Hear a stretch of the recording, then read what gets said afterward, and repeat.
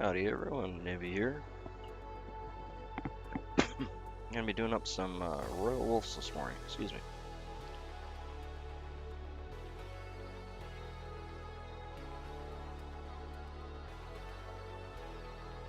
I'm gonna start off with some white thread, classic waxed simple fly thread that we've been using lately.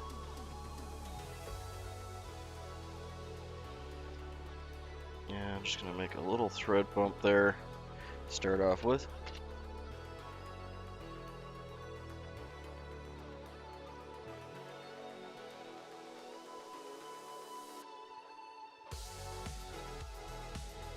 Sorry, just hitting my stream of stuff.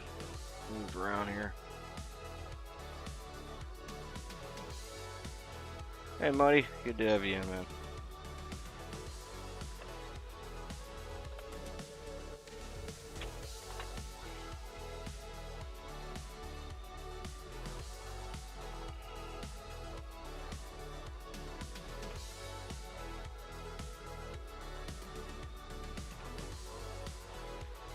Okay, so we want to be about 2/3 over, 1/3 to the front when we're tying these in.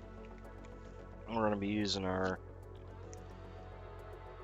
calf tail, which I have a love-hate relationship with. It is an awesome material. It looks fantastic in the fly, but it can be a booger to tie in. We're tying this on a size 8 standard hook. Not a dry fly hook, just a regular standard hook. Hey, he was. Coffee time.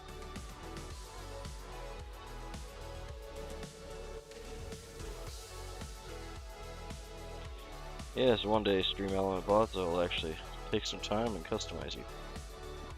Right now you just feed my streamer bot, so.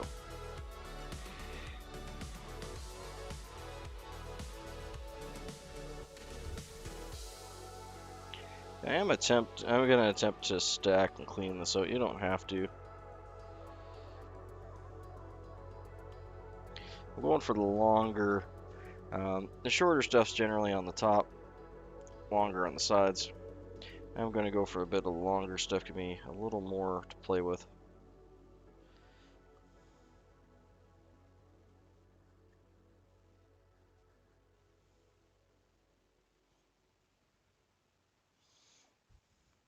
Yeah, always good. I got a fresh one going. See how many flies it lasts before I gotta get it fixed. Morning.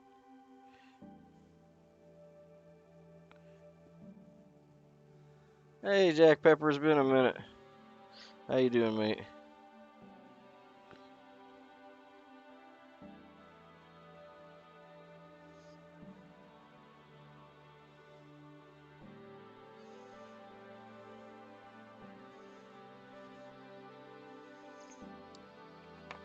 Okay. I'm gonna attempt to clean this out and stack it. We'll see how that goes. If it doesn't work very well, we'll just go with it for the next one. As we went over the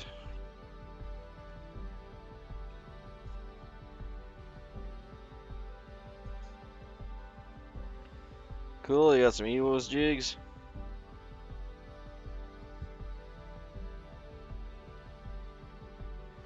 That's awesome. Thanks for sharing the love, Ewos. Don't mind me, I'm just trying to clean this up without turning white like a polar bear.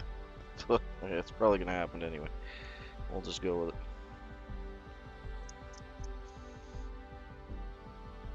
Now, one thing you can do, which I haven't done, which I probably should do, is run your calf tail through a hair straightener.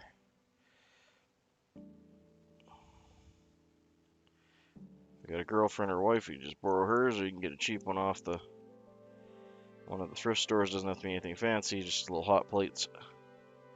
And that will make a big difference on how crinkly it is and how much it wants to help. I've heard some people even put hair conditioner in it and rub it in. Downside of that is it's hydroscopic, so it'll actually attract water and make the fly sink. So I don't do that part, but your mileage may vary. But hair straightener's not gonna hurt nothing. So end up with a super crinkly little stack like that. Like I said, I don't generally have a lot of luck stacking these because it is so crinkly that it doesn't like to stack well, but we're gonna give it a shot for this first fly and see where we're sitting at. Pull my stacker apart, 1 second here.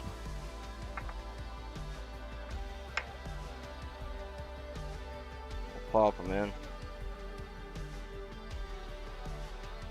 It's not gonna hurt anything to try and stack it, at least I figure.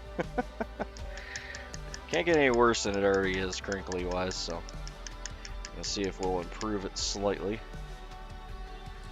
if not completely. And the kind of point of this fly is to be really a bit of a, not necessarily a dirty fly, it's a very pretty fly, but it has a wild tendency to it, which goes really well along with the name Wolf.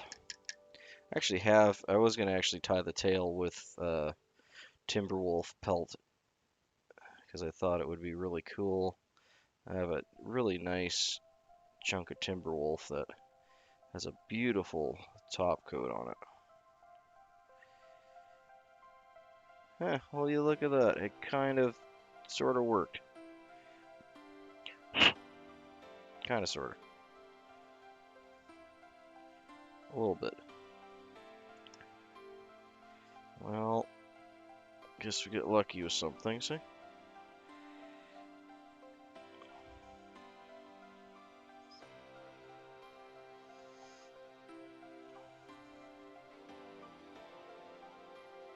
I'm just going to clean out a little bit more of the under fluff here that's too short. That's not going to do us any good.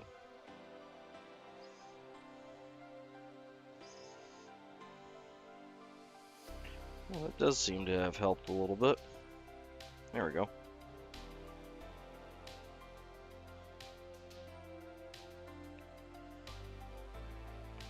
I have to rotate this around, but it's going to be a booger.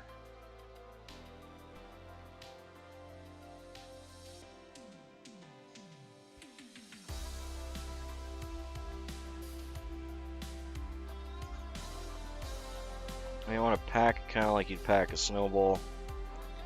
Get all those fibers together. And just to make my life a little easier, I'm going to cut that butt end off. It's a little cleaner. We're going to be removing it anyway, but just so we don't have as much fluff to deal with.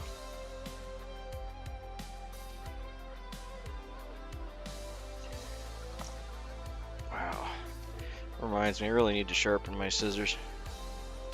Cutting that GSP thread just took the edge right off of them.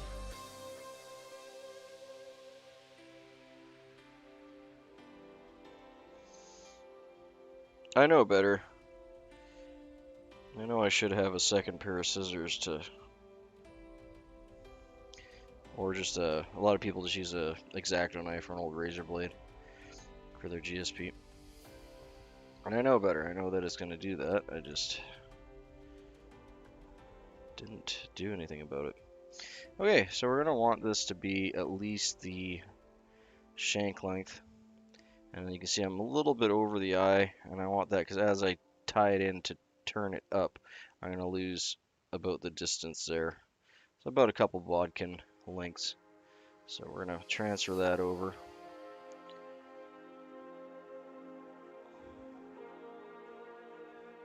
Hey, cool. I'd expect so. Scotland's kind of where a lot of the wet fly patterns are actually can trace their origin back to Scotland. A lot of their original ones were very. I like them. I really like Scottish flies and just kind of European flies in general. A lot of them look like I'm going to tie this in real tight here because it's slipping around on me. Could have probably put a little bit of rosin either on the hook point or... Yeah, there we go. That'll do.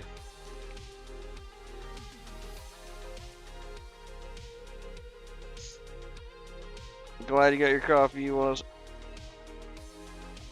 What I'm also going to do here is I'm going to cut this on a little bit of an angle, but not a whole lot. There we go. And it's not so much for the taper there, but it'll help me get my thread up under it. So what I'm going to try and do is get my thread up in here and then kind of cut it in half and work my thread back to my thread point there. And then tighten that down and keep doing. Happy juice. Keep doing that. And what that's going to do is allow me to bind it in pieces. And it really helps to stop it from pulling out. It has an added benefit of giving you a slight taper there as well. That's not really what I'm going for. So that's all going to be covered up anyway. There we go. That should stop it from slipping nearly as bad. Okay, so we got a really nice wing here. I think that's actually going to look real good. You can, I mean, if you don't have calf tail, you can substitute that for some Antron, some Zelon, any kind of fairly chunky synthetic fiber that you have. That'll work just fine. You can use feathers too if you have some. To get the same kind of look and effect, you're gonna have to use something like a turkey or like a turkey flat goose. Something that has a little more substance to it, so it's gonna break up and flay out. That is cool. That's a very famous river.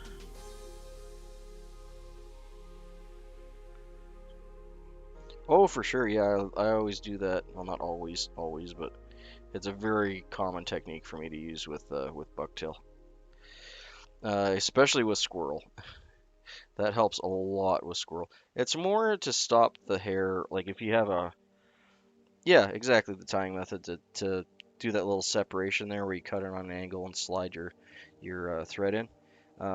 It really helps to hold it in place. It's more so the because I'm going to be pulling on this as I'm moving it back and forth, right? Not a whole lot, but enough that since this is a fairly slippery fiber, it can pull out and you can start losing some. So what that does is it adds tension in different layers.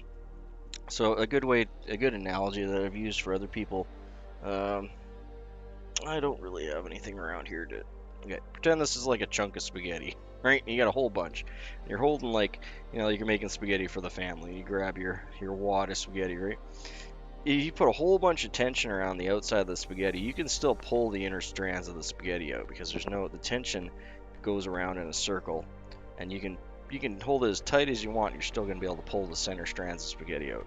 So it's very similar, and what you're doing in that case is by cutting it in half and putting it down, you're reducing that. Sorry, I kicked my camera. 1 second, let me fix that for you. It was just a Royal Wolf today, very classic. One of my favorites for next to like a Royal Coachman, obviously. I'm starting off with a white thread here just so that we can keep that bright white color around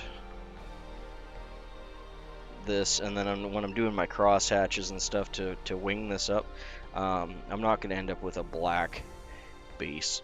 It's not necessary, it just adds a little bit of extra care and flair, I suppose, to this. I'm going to try to... Where'd my bodkin go? There we go.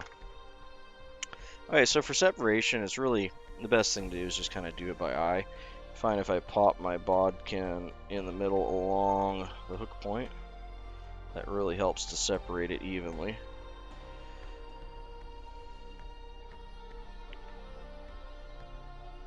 And I kind of pick and choose where the fibers are going to separate. And it doesn't have to be perfect by any means at all. But you do want to try and get it somewhat halved.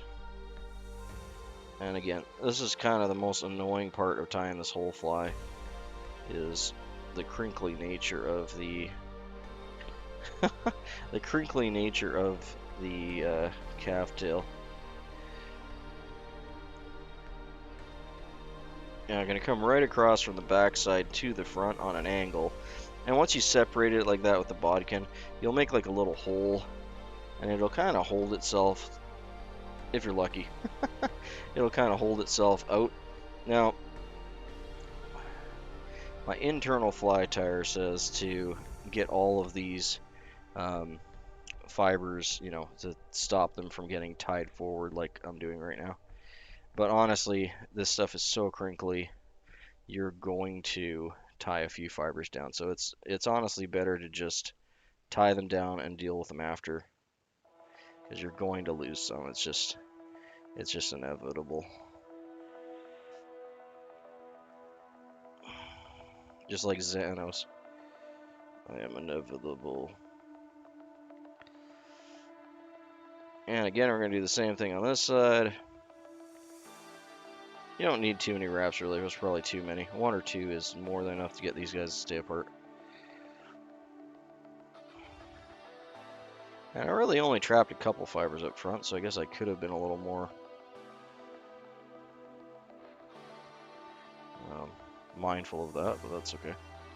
That's why I like them, sticking out just like that, all messy and all get out. You want them to look like crazy little poofy horns. Okay. Well, the biggest thing that you're trying to accomplish here is to do that without, and the easiest way to clean this up, because I actually did I'm pretty, not proud of myself, but lucky that I didn't trap more fibers going forward. Easiest way to deal with it is a lighter. So we're just going to pin these guys back. Gently, mind you, these are very strong fibers.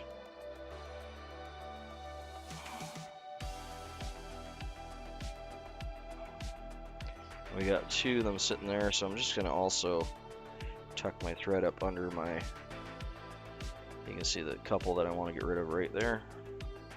And just boop. That's all you need, just a little, quick little boop. That's why it's generally easier to do that than it is trying to fight with them, because I got really lucky there and only trapped a couple. If you got too many that are like really wispy, you can also do the same thing. You can trap them between your fingers like so, and then just quickly run the flame over. You know, mindful not to burn yourself, but it typically doesn't. And that'll get rid of the overly long wispy ones if you're worried about that kind of thing. I'm not. Okay, so that part's done. We're going to do a couple half hitches here to hold that off. And we'll switch to our black thread and get our tail tied in.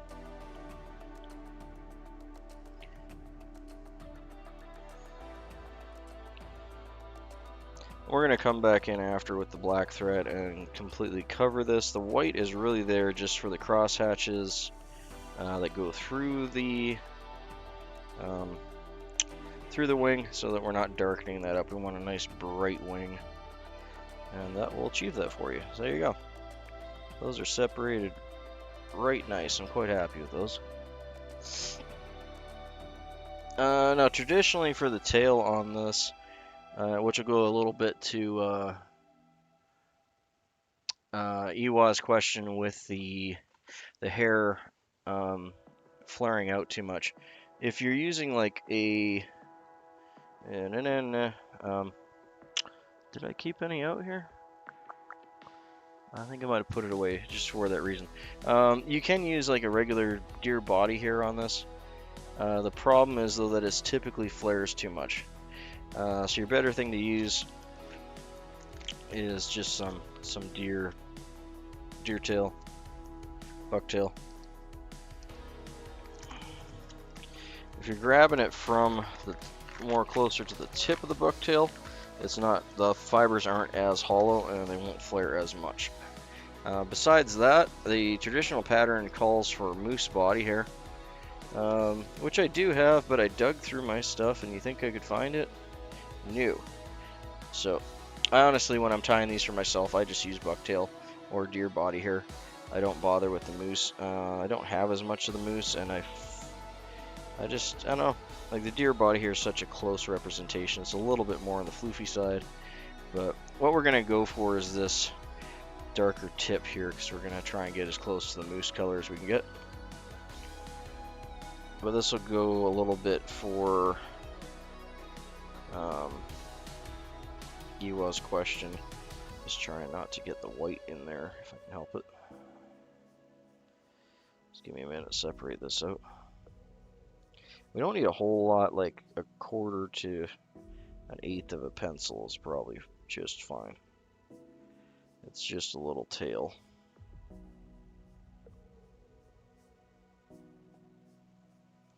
I think it might be better off just to pull the white guys out after I get this clipped off. Okay, so once you got a strand caught in your fingers there, the easiest thing to do is to pull the strands back, follow it back to the hide, and then cut it there. So you don't end up with a big poof.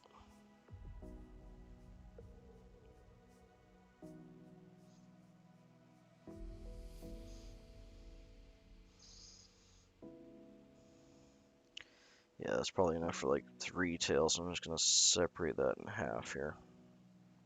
We'll come back in and get the rest later. Sorry guys, just going to fight with this for a few seconds here. Try not to get the white undertail in. Just want this black. There's a number of different substitutes you can do for that. Black bear or brown bear actually works real well. Basically, you want a stiffer fiber that's going to stick out and not flare overly much. So for your bucktail, this is for Ewa's question. For your bucktail, your fibers up here aren't really hollow. You can see they're pretty dense and they're pretty fine. So from about here up, for just the tip of the tail, these won't flare very much at all. These are more like your body hair around the neck, or not the back, but more around the shoulders and neck on the deer. Will be a lot more like this, where it's a more harder fiber. If you're looking like deer belly hair, it's super squishy and super hollow, especially whitetail, and that's going to flare like all get out. As you move down, this middle section is kind of somewhere in the middle, so if you want, like most tying that you're going to do where you want a little bit of flare but not crazy amount of flare, that's this section right in here. And then as you go down, the stuff at the bottom here, you can just feel the difference. It feels like it's squishy. You know, like you can see even just with me just squishing it with my fingers how much that's gonna flare out, right? And I'm just putting pressure on it. And then if we move up here and I'm squishing it, you can see it's not really flaring out. It's moving a bit. And then if we go all the way up to the top here and I'm squishing it, you can see it's not flaring like at all. It's just staying straight like monofilament. So each part of the deer, and even parts of the deer part, like the tail, will have a different tendency to flare. And every single deer tail you get as well is going to be different. I'm going to clean this out here just to remove the under fur. But we don't got a lot in there, but I'm going to clean it anyway because I want to stack it to get a nice smooth tail. But there are some things you can do. You can't change the material you're working with. If that's all you got to tie in and it's flaring like crazy on you, there's a few things you can do, and well, the easiest thing you can do is tie it in pieces if your pattern will let you do that. So for instance, on a tail here, if this was flaring like all get out, I'd tie the you know what, I'll show you here. I'll do it on here, even though it's not gonna, this isn't gonna flare much at all, but we'll do it pretending. Well, yeah, and most people will, because you, like, you know, intuitively you want to start at the bottom and kind of work your way up so you don't waste material.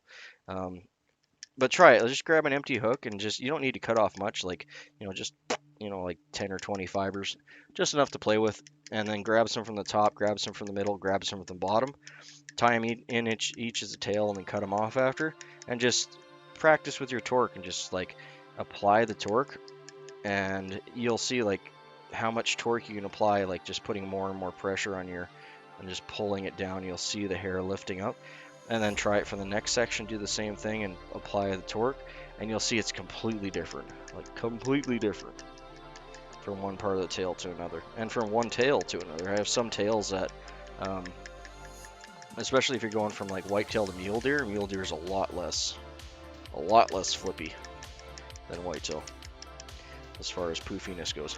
Now sometimes you want that poofiness, right? Like sometimes you want as poofy as possible. So if you're doing like bass bugs or anything where you're going to be spinning like a muddler head, you want it almost as soft as you can possibly get it without your thread cutting through it. So that's the other downside is, right, your thread's softer it is and the more it flares up, the more you're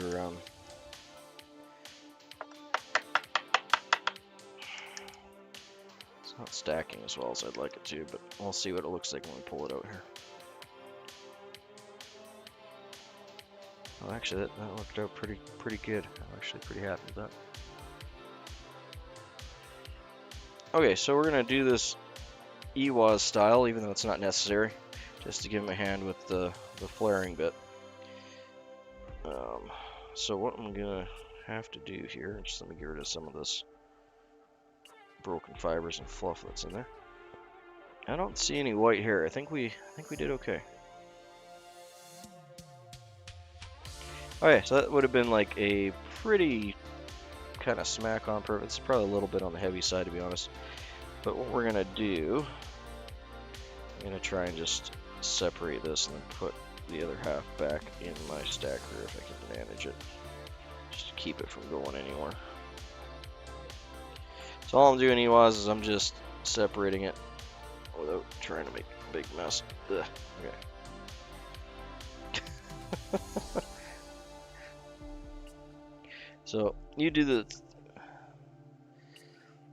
Man, the key part is though without trying. Okay, whatever. I'm gonna have to clean that up. I just dropped a bunch. Either way, doesn't matter. We probably had too much tail material there anyway, so it's all good. One white one there. Okay. So there, I got maybe a quarter of what I had, right? Tips are still meh, relatively okay. So I'm going to tie this in pieces. And for this one here, again, this is the whole spaghetti thing. So we've taken the large wrap of spaghetti and we dropped it down to a smaller wrap of spaghetti. So now when we put tension around this, we're going to tension more of those fibers evenly. And for the tail here, I'm going to make the body length, so right about there.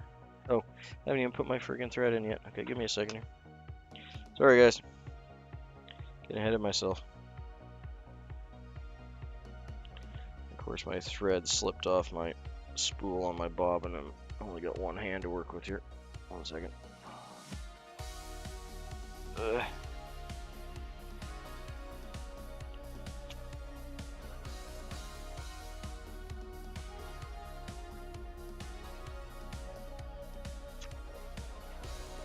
There we go. Okay, so I'm just going to start this thread right back here. I'm doing my best not to drop that tail before we get tied in, so just let me fight with this for a second. I'm sorry, it was.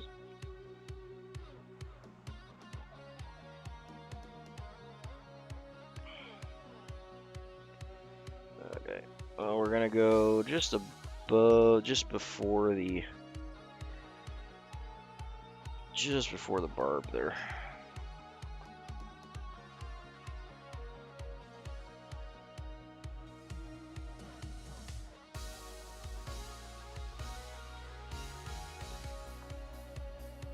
Alright, I'll work some finger magic, get this going here. Okay. Let me remeasure that because I kind of moved it around a bit. So again, we want to go shank length, so that's shank length. Transfer it over. This technique is not crazy or anything. So what you want to do here, we got it measured in. I would start this normally with a soft loop, just especially if this is really punky stuff that's going to go crazy. But when I do my soft loop, what I want to do is I want to have this bundle. Right now you can see, hopefully you can see it better like that it's on top of the hook. So what I'm going to do is I'm going to start my soft loop, catch it in between my fingers here so you can see the thread is loose. It's not, doesn't have any tension on it. I'm just gonna pull a little more thread out. I'm gonna go down underneath, and I want the thread to be exactly where I want this to be tied in. So when you're doing a soft loop like that, make sure your thread, when you bring it around, is in the same spot that it is above. If it's on an angle and then you're torquing it down, that's going to cause everything to spin and shift. So most important part with that first loop is you want to have where it starts at the top and at the bottom to be all in the same vertical plane. If it's like this, that's exactly what your tail is going to do. It's going to go all over the place. Sometimes, depending on your material, that's easier said than done. Alright, I'm going to pull my bobbin towards me. So I'm only about 3/4 of the way around the hook, right? And as I bring this down, it's just going to contact the hair. Once it's contacted, which it does right now, it's just on it, but I'm not putting any pressure on it. I'm going to just gently rock it like this, and I'm going to tighten it as I'm rocking it. And that should, and then 2 wraps to hold it in place. You got to kind of just trust the process. Once you've done that a few times, it'll work every time it works every time. But what we were trying to do there by rocking it is, instead of tying it on top of the hook, it should have kind of wrapped itself around the hook so that it is more encasing the hook shank. I think I did a better job on my side of the hook than I did on yours, so I'm just gonna, we only got 2 wraps on there, so I should be able to get it to work around a little bit. I left this way too long. I probably should have cut this off before I tied it in, just so it wasn't getting stuck in my wings and everything. But it's not really going to affect the technique there. Okay, so that's... Why are you not sinking on that side? Okay, let me try that one more time here, actually. Because that's not... Again, this material isn't really, it's not necessary to do it with this material, but it's the same technique. So we'll try that again. That obviously didn't work well. Oh, why does my thread keep jumping? 1 second. Thank you. Just give me a second here. I'm just fighting with my bobbin. My thread keeps jumping off the spool and wrapping around the ear. There we go. Okay, so since we got this off, I'm going to cut this, so I'm not dealing with a big old bunch, and that'll actually probably help this technique a little bit too. But what we're trying to do is, right after we get that first soft wrap on there, so it's not going to go sproing and fall everywhere, the soft wrap just kind of holds it in place. It did, it looked fine. It's just more for the technique I'm trying to show you here. It wasn't really doing that part. It was kind of the whole point of doing this, was to show you, and it just wasn't doing that. It was doing it fine on my side, it just only went halfway around the hook instead of all the way. Okay, so hook length-ish, we'll say it is. So again, starting on the top, the reason you want to start on the top is you want to have it controlled with your thread before you put a lot of torque on it, or it will just kind of go all over the place, as you know. Okay, and then I'm going to do a soft wrap, so I'm catching that thread in my fingers. There's no tension on it yet. Underneath, and most importantly, the under spot that I'm going to be putting the torque on is lined up with where my thread started, so the 2 of them are lined up. Gently, you can see I just starting to move those hairs, so you can see them twitching a bit there. Once I get to that point, then I want to rock it, and it should kind of sink onto the hook. Oh, and did I spin it? I can't tell. Okay, well, we're going to 2 wraps and just, like I said, trust the process.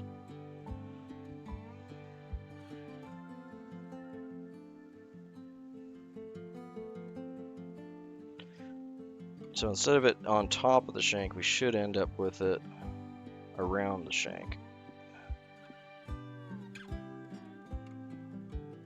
And that did work, but it looks ugly. But it did do what I wanted it to do. So anyway, well, I'm going to undo this and we'll do it normal. But what that's going to do is that'll give you a barrier now for the other hair that you put in on top that'll finish off your tail or whatever you're tying in. It'll give it something to bite into. And this one here, you can have like the point of what you're trying to do is you're trying to put in just minimal thread tension wraps to stop this from flaring as you're tying this into the body or whatever once you get it controlled. And then when you're putting your other ones on, you can add even more tension than you could have if you had a large bundle.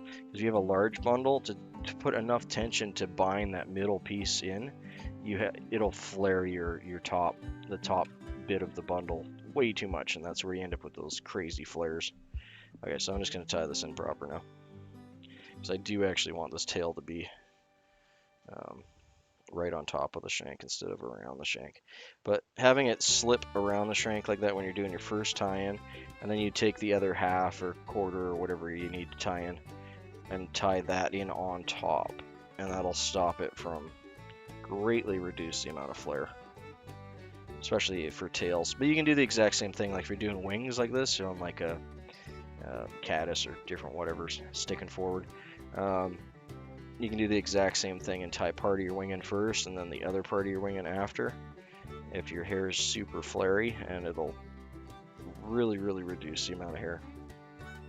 That's common, but again, the more you use, it's just like the spaghetti analogy, right? The more you got in your hand, the more tension that you're going to need to put down to hold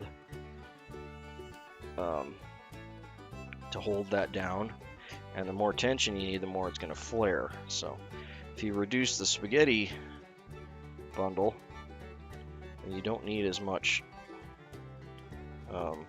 tension to keep it in place, which means it'll flare less. I'm going to try and get one wrap underneath here.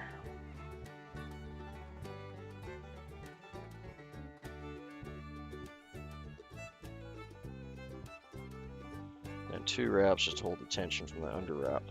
There we go.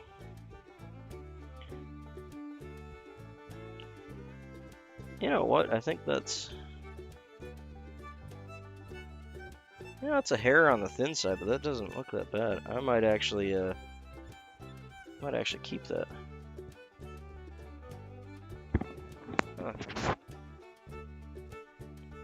I normally make mine with a pretty bushy tail, but you know, that doesn't look that half bad. I might just keep that in there, that thin one. Let's do a thin one first. And I'll compare it to the whatever's left in there, which is about twice as much as this. The next fly, I'll see which one looks better. So I'm going to cut this off. There's a lump here from our tail, or from our other one, so I'm going to cut that off on an angle from the lump back. That'll help to even this out. There we go. So you can see the kind of transposing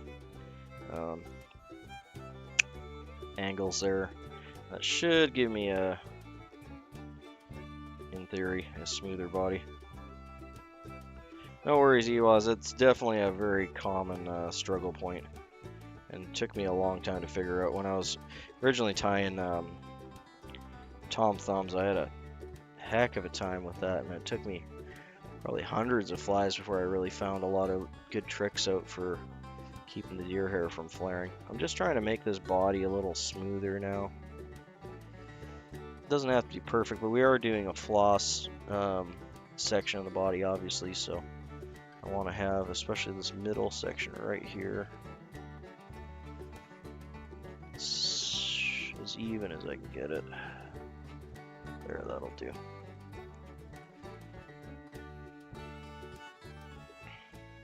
Okay, there's 2 different ways you can go about the peacock part. Is you can do one strand all the way across, tie it in the middle, and then tie in your floss, or you can do 2 pieces and do it 2 separate ones. I don't think it really matters either way. You end up kind of with the same result. The only downside is you are going to have those extra thread wraps and a little bit of peacock in the middle, but most of the time your floss will cover that fine without any issue. It is a little bit of a cleaner fly when you do it in 2 pieces, so for sure.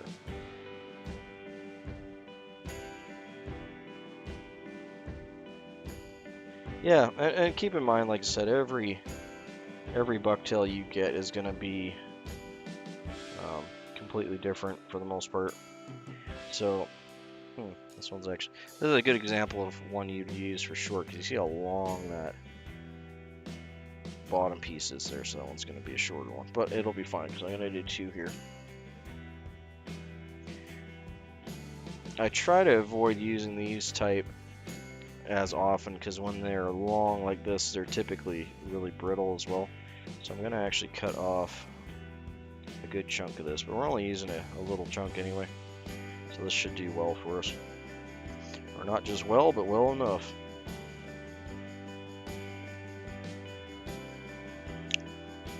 It wasn't as big as I expected it to be, but it's a really nice green color, so.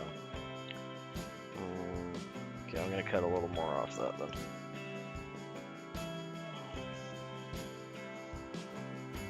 I probably should go with the other piece. I have a feeling this one's not. We're still gonna use it, I'm just gonna save it for the top half. This one just looks so much nicer. That could be deceptive. I cut the end off.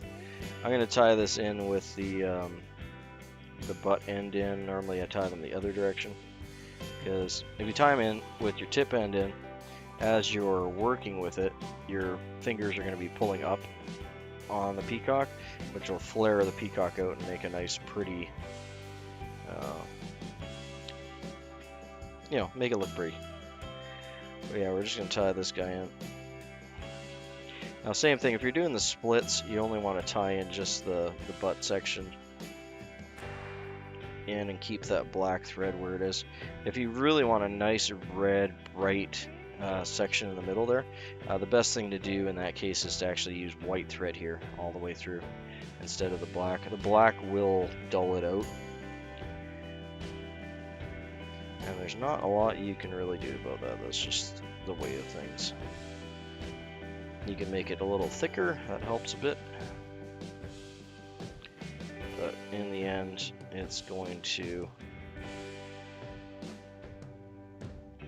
have some bleed through.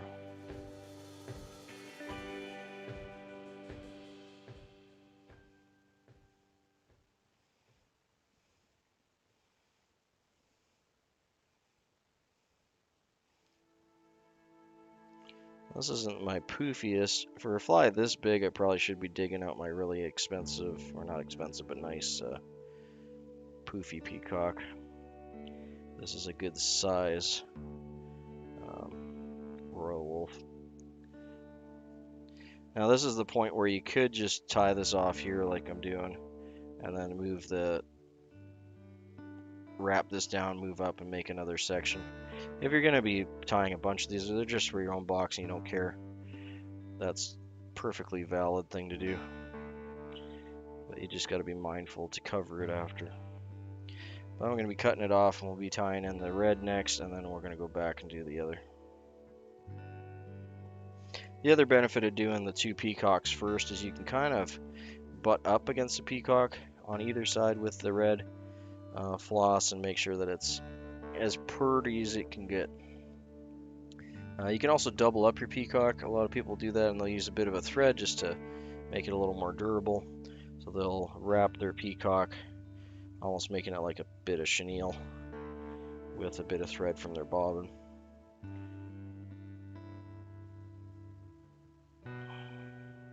I'm using a single strand. The traditional would have been a 4-strand floss.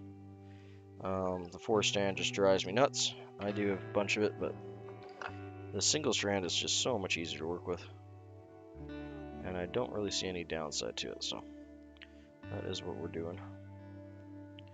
I like to tie it in over my tie-in point and then pulling it back. So just going to get a wrap on it like so,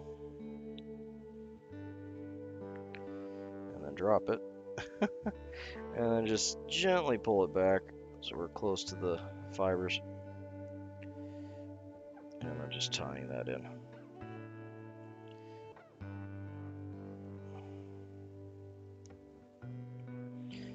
I'm going to leave my thread here. I'll do one wrap to get up to my tie-in point. I just want my bobbin away, just a little bit away from where we're going to be with it. And we'll make that classic Coachman red collar in there. You can get away with 1 to 2 wrappings here. But like I said, if you want it so it doesn't bleed through, because it will if you're using black thread, you're going to need to do at least 3. So I'll go all the way there, all the way back, and all the way there again.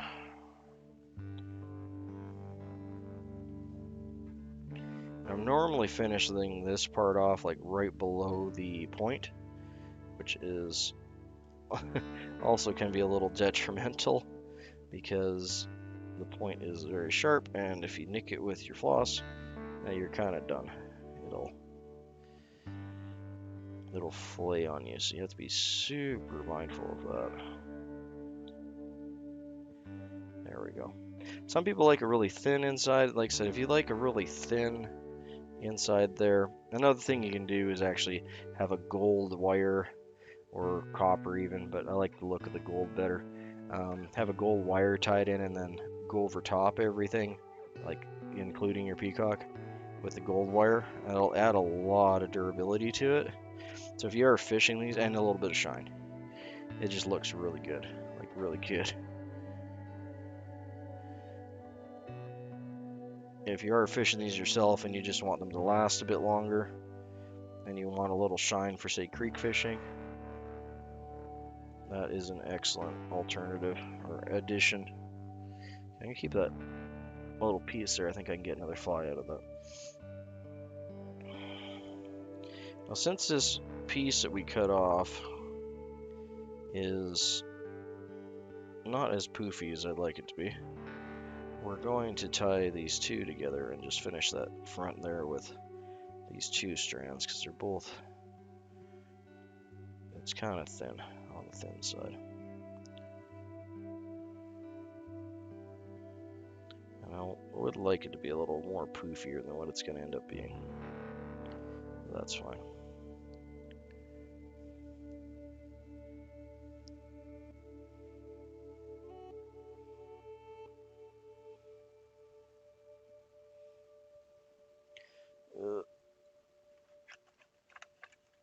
I'm gonna grab some hackle pliers just more as a security. This is getting slippy in my fingers here.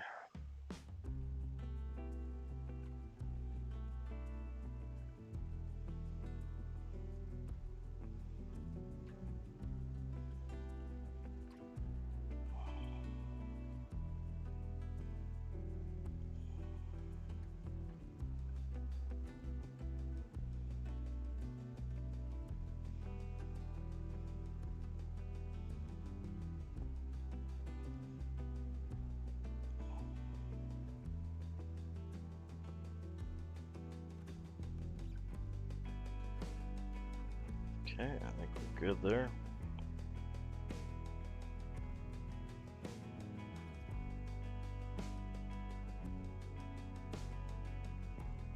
Try my best not to get any of that wing material tied in. I like my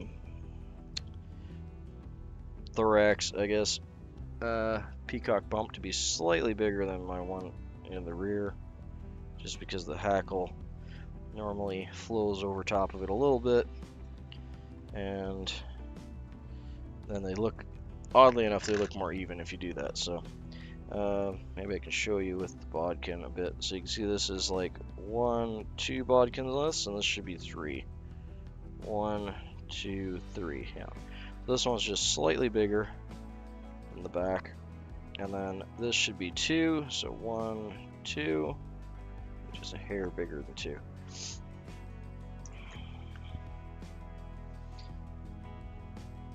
There we are. Okay. And with the Royal Wolves, I do like to go a little bit oversized on the hackle. We got 2 here. This is a rise form hackle from Magpie Materials. Stevens, excellent materials. I would not hesitate to buy from him again. If it wasn't for the tariffs, I would be doing so.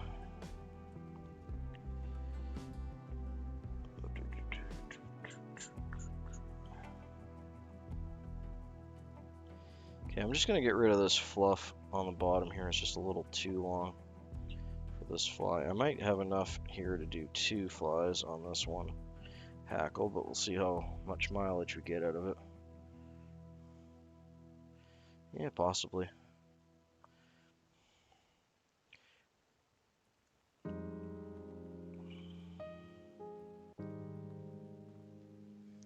Gonna crush this with my hemostats here. And we're just using a classic, this is just a classic red brown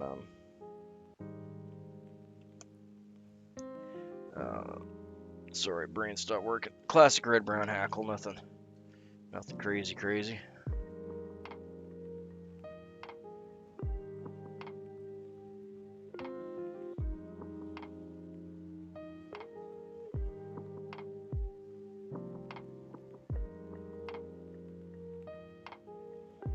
Okay, I'm just gonna walk my thread up.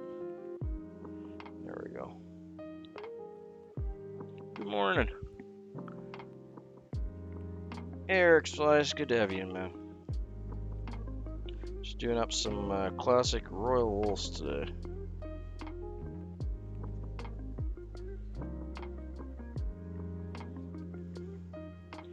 I do have an odd, not sure if that is a part of my tail material. I'm not sure what that is sticking forward there. Must be it. One of my tail fibers must have got loose. There we go. Or floated down or something at some point.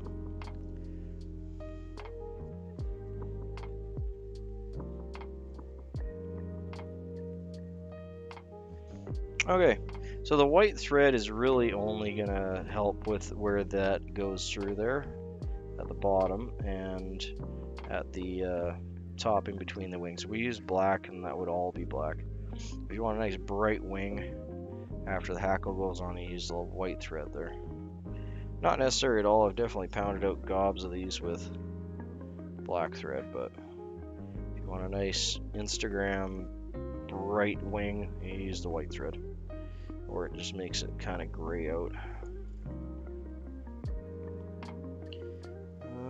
I'm gonna throw a hackle plier on this as well. I'm not gonna use my rotary because it was fighting me yesterday, and I'm kind of done with it for now. We'll throw a hackle plier on the bottom just to give us a little insurance. I feel like I wrapped that. I'm gonna start that over again. I feel like I wrapped it a little too close to the wing.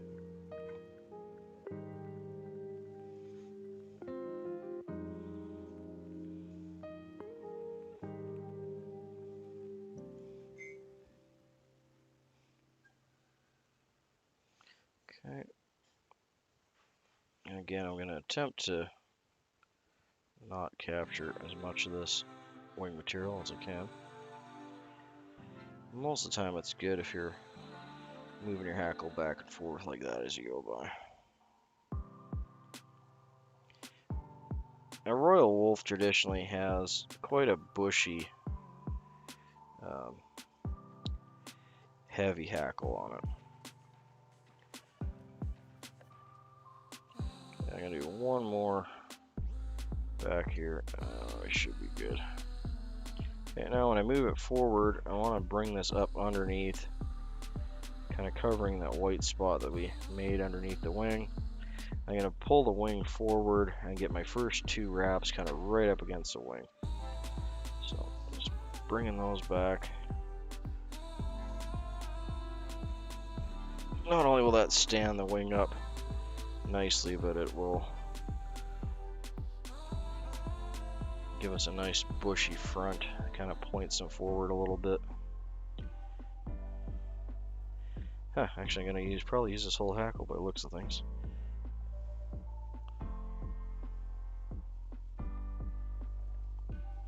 Okay, so 3 in the back, 2 in the front's kind of what you're shooting for minimum. And again, that will be dictated to you by your hackle as well, what you can get away with. The length and how thick the hackle is, and a bunch of other factors. I think that's good there. So I'm going to bring this up, catch it. So we've got it caught there. You can see it's not moving anymore. I'm going to get at least 3 good wraps on here.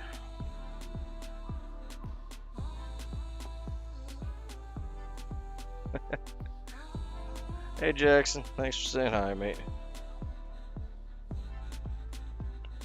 Really? Oh, that's so cool. Enjoy, man. Have fun. Jurassic Park there is awesome, and I liked Backdraft, and oh, Waterworld's really cool too.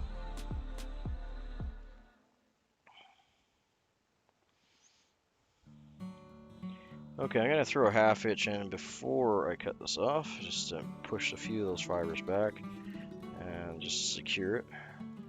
That'll help keep the tension that I just built up there as well.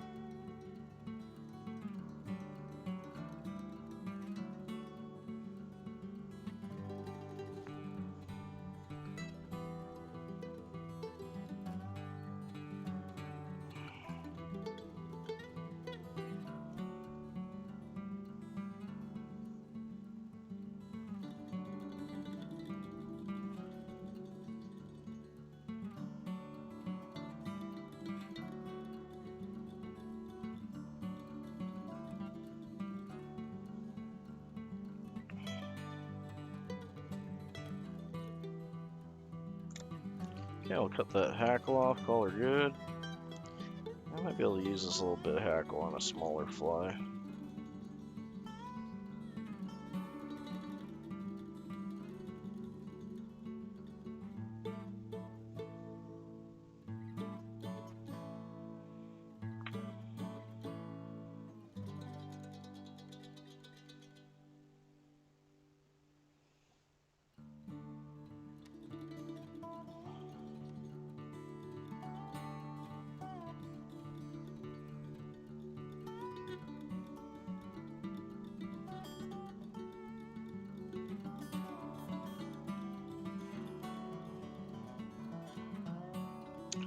One hackle fiber on that side that's being a bit of a toot, but otherwise, for a messy roe wolf, I'm quite happy with him.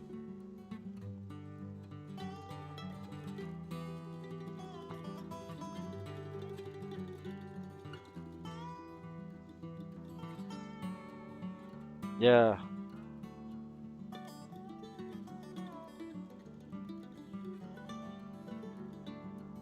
Nice.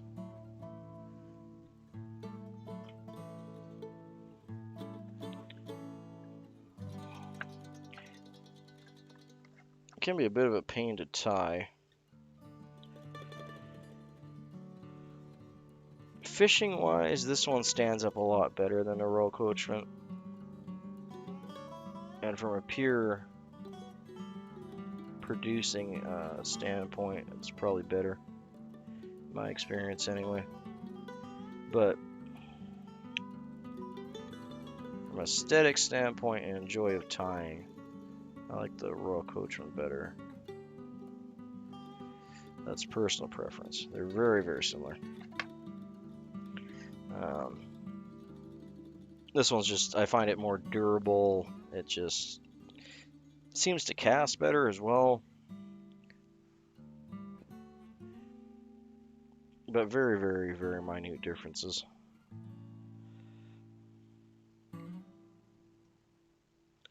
Ugh.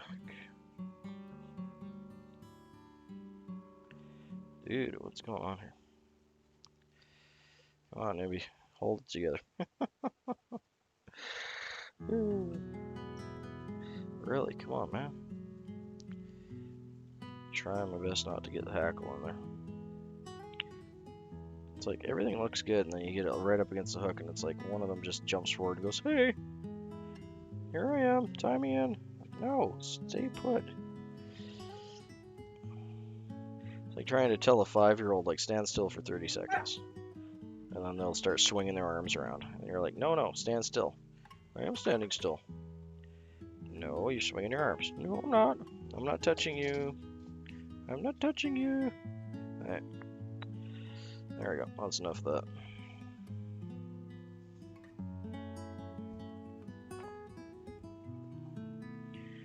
Wonderful fly. Excited to get a few more of these done up.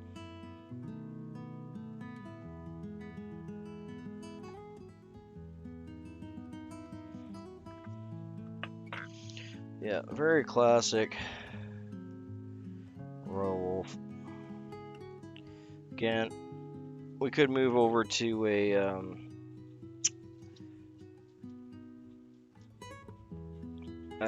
like the classic material for the tail would have been moose body hair. I don't know where I put mine on the moose mane, but it's just, I don't want to use moose mane. It's just too big and bulky, and it's not the right material. It's really not. But that turned out good. I'm really happy with that one.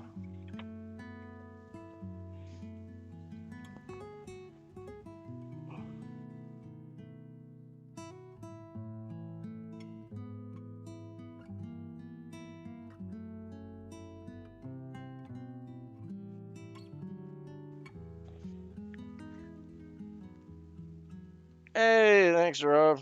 Good to have you in, man. Back to the morning tying here. Doing some royal wolves today. One of my favorite patterns, anyway. Wouldn't say it's my favorite, but it's definitely up in the top 5 or so.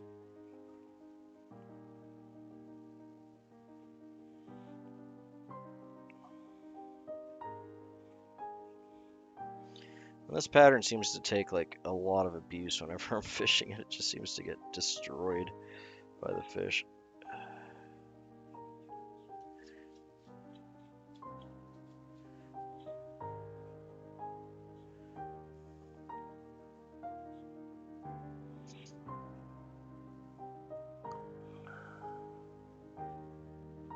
Hey Yoshi, good to have you in, man. Hopefully you're feeling better today.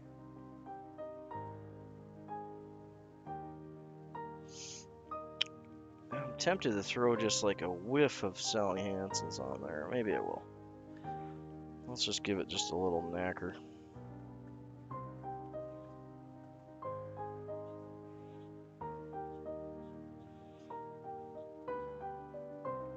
Yeah, I've done that. I mean, like a lot of times when I go out, I've only had this kind of pattern in my box, and a lot of times that's how I fly fish. To be honest, I'll pick just a handful of flies, like 5 or 6, generally all the same kind of type and style, just size and variation. So like if I'm creek fishing, I'll have like 3 or 4 of these, a couple Royal Coachman, and then maybe something else that's a bright color that's very similar.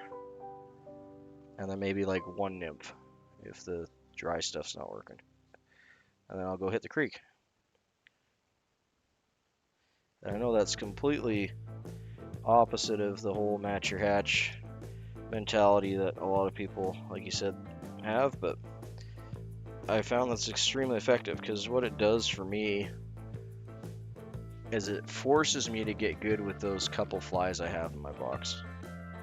And it forces me to work on presentation and hunting the fish down, right? So I'll fill my box with, like I said, 4 to 5 patterns that I know work, I know will work at least somewhat in that situation, and then I'll force myself to either make them or make it work or not. And I just find that a lot more enjoyable than sitting there tying different flies on all the time. And yeah, exactly. Yeah, it forces you to get better at your craft, right?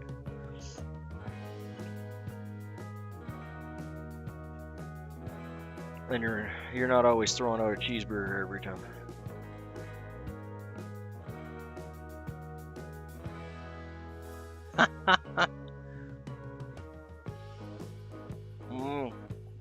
That's right, God, that's horrible. I know, nothing's worse than upset stomach from eating bad food, man. My dog is like super interested in my calf tail. Come over here. Over here. Come here. Come say hi. Over here. Here. Here, smell it. See if I get his nose in the camera. Look at it a little higher. A little higher. Don't eat it. I don't know why. He's just like really interested in this. He normally doesn't actually care about my material so much, but... Okay, down you go. That's enough. It's not a dog treat, man. I don't know why he's so interested in that one. He doesn't seem to care about the rest. Yeah, hope you feel better, man. Apparently. Dude, leave it alone. I don't know why he's so... Yeah, this is one of Glacier Shark's favorite ties, eh?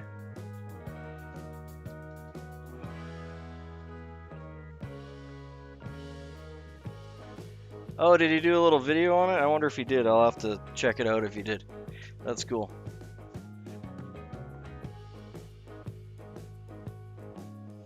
I don't know why he's so, I don't know why he wants the calf tail so bad. Must smell something on it that I can't tell. It's cured really well, so it's not like it's stinky or anything. So we're just gonna do our spin and spiel here like we normally do. This is a pretty one, so I'm happy to do this one. She turned out wonderful. Happy with all the proportions, wings came out good. You can see they're nice and separated there. Wonderful royal wolf there.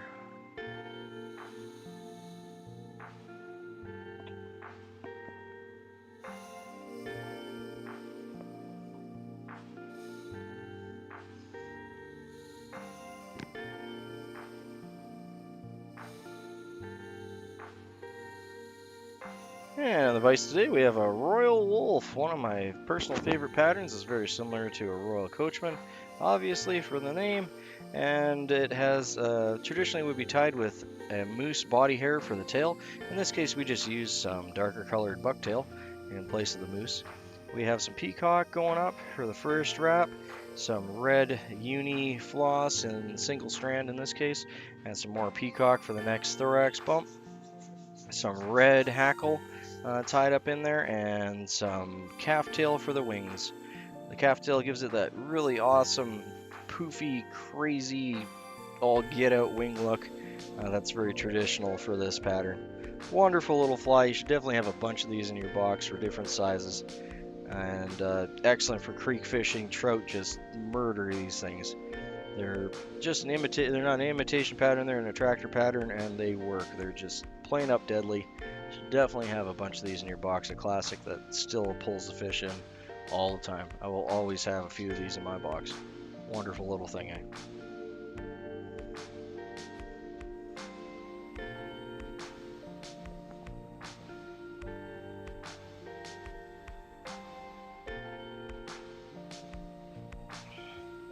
Okay, let's get him. I need to.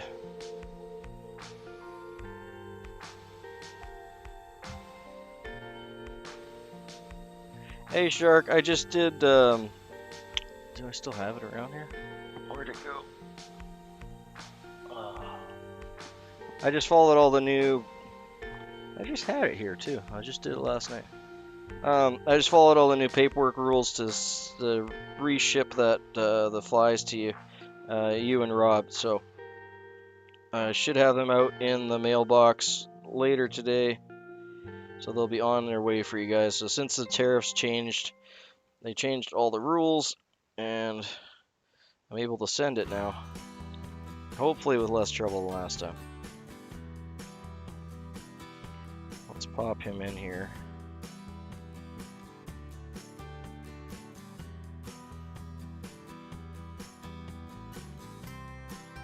Hey Shark, are you, you said you wanted, I think it was these guys here.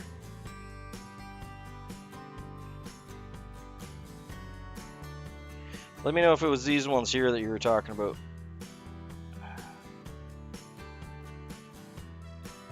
These green and kind of pink steelhead salmon flies, I think were the ones you were asking for. If they are, I'll throw them in your package before I zip it up here. I'm pretty sure those were the ones you were talking about. These ones all floofy as all get out. I'm pretty sure those were the ones there you were talking about. If they are, let me know. I'll throw them in the package for you.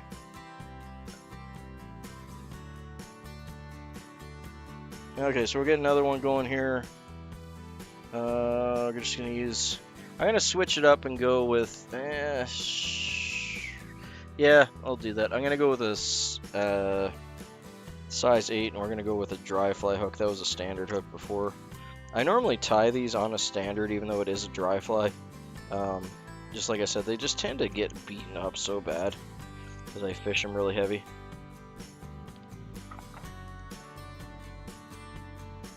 It's all good, man. My wife's American too, and I got family down there, so I get it. It's not your guys' choices, and I'm not going to get into the political side of things. But I will say it has been super annoying. And I don't really see any benefit to it. But that's just me. So we're going to go with a dry fly. Much thinner shank than the last one. This would be probably the more proper... if there is a proper hook style for this. The dry fly should... see if I can get that focus a little better.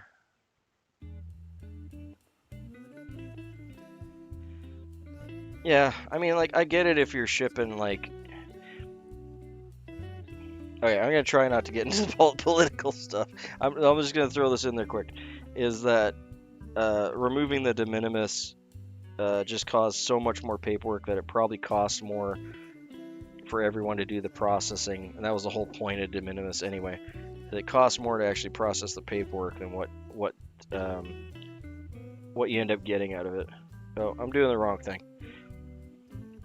Yeah, here, I'll get the other, I'd used the wrong thread here because we want to use white to get the get the wings in. But here's the standard wire, and I'll hold that up to the other one. This one is also, I think, 1 times long, where this one is standard and not 1 times long. But you can see how much thicker the wire is there. It's almost double for standard wire. And like I said, since I generally creek fish these, I like the standard wire because, like, I'll get it caught on, you know, tree branches and logs and everything myself, fish if I'm lucky. And they just tend to get like way more beat up, and it's not like I break hooks or anything, but they it does seem to work a whole lot better, or at least I have better mileage out of the thicker shanked hooks personally. But as a dry fly, it really should be tied on this hook here. And I wish I had some classic dry fly. I have some Mustang classic hooks that I could tie it with, but they're all kind of standard wire. I don't have too much for the vintage dry fly stuff. I've used them all up. I got lots of standard though. Okay, so we're gonna tie this, yeah, right about there is probably good. Okay, so we're gonna try and get, dang, I forgot I had my tailing material.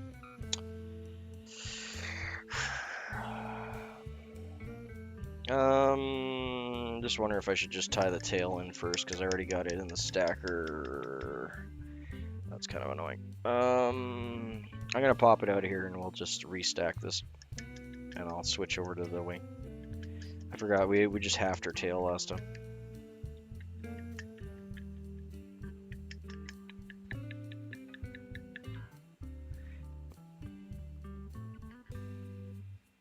Yeah, no, same.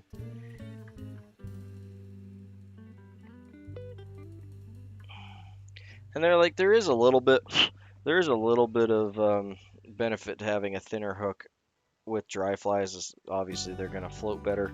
There's less weight to them. You need less to hold them up. They have a much thinner profile. So if you're going for like a thin quill body or like a small kind of gnat or midge, it's really too bad because that's like a great little freaking tail, isn't it? I really just want to tie this in. Okay, I'm gonna tie this in. I'm gonna live on the edge. Cut this off a little bit, it's too long.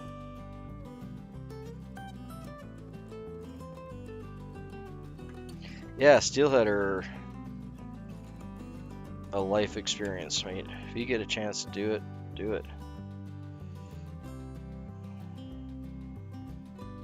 Okay, I should be switching my thread over to the black for this, but I don't want to retie in right now, so I'm just gonna quick and dirty this with the white thread. I don't want to have to restack this and everything. It really shouldn't matter. I guess we'll find out if it matters or not. Doggo, I don't know what your issue is today, man. He's like, Dad, it's morning. Get up. Dad, give me bones. I want treats. Dad.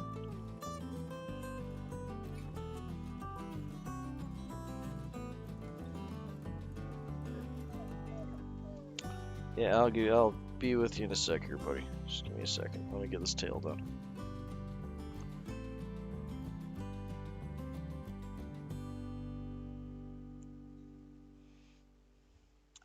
Ooh, I cut that just a hair short. I wanted to even the body out there, but I'll have to do that with thread now. Not a big deal. I'll just have to. I wanted to cut that off right about here so that it filled that gap.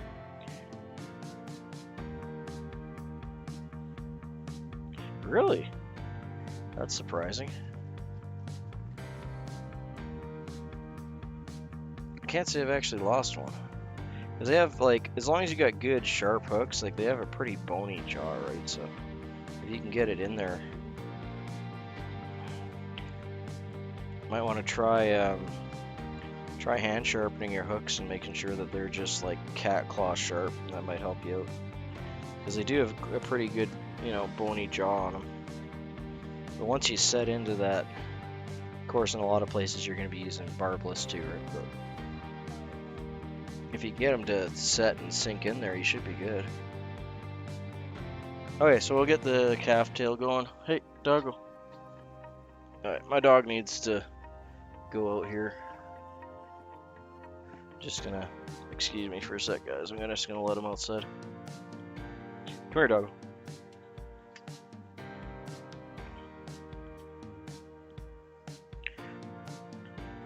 This is gonna be a royal coat, not a royal coat, a royal wolf. Come on, doggo. We just finished one up, gonna do another one here, and then I'll take a break and get some breakfast, and obviously my dog wants some attention. Holy, it's melting like crazy out there now.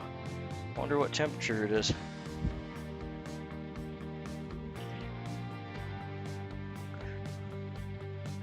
There we go. Doesn't take me long. Doors right there. He just wants to do, he's got the herding dog mentality. He wants to do his job. If he's not doing his job, he gets all antsy. Wants to go protect the property.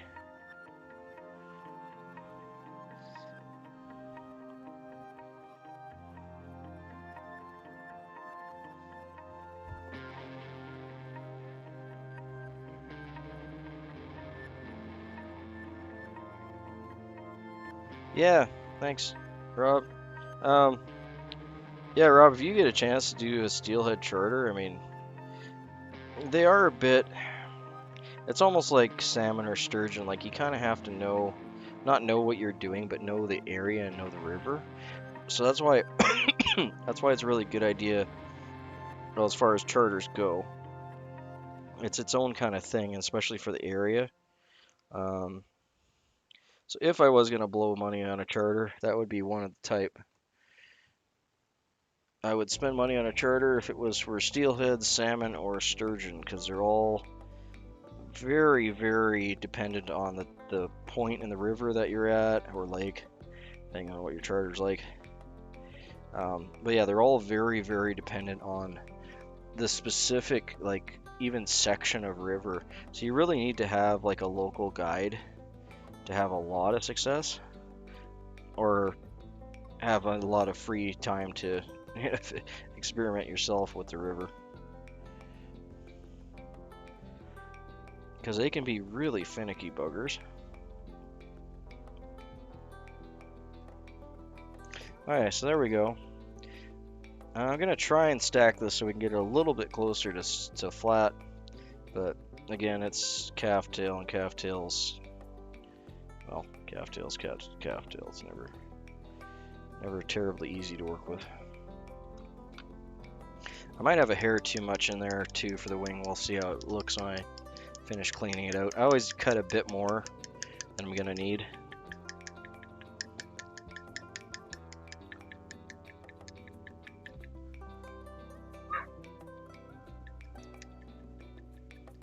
Yeah, you can totally do it yourself like anything else, but you know, it might take you a couple seasons really to learn even just a stretch of river. Come on, doggo. Oh yeah, for sure. Yeah, you could definitely use squirrel for this. Sorry guys, I'll be right back. Doggo's got himself tangled.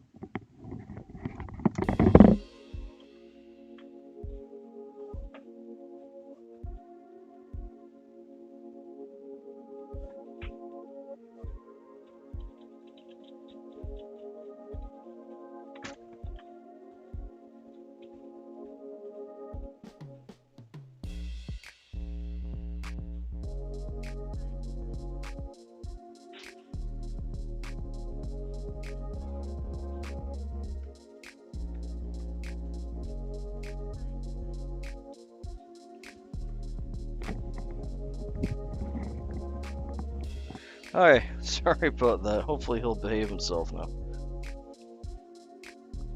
Gave him a bone to chew on. Spring is coming, he's getting antsy. I don't blame him.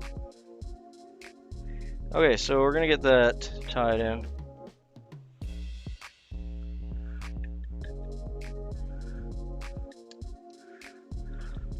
Yeah, the first time I caught a sturgeon, it was complete accident like that. I was actually just practicing. I wasn't expecting to catch anything. I was just practicing casting with some new rig setups for salmon.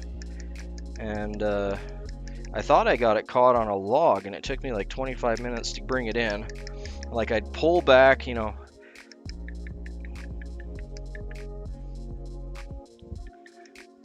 I finally took the Christmas tree. Mine's been like dead in the front yard for a while. It's still green. But thankfully I got like gobs of trees in my yard, so it just looks like any other tree that's in my front yard.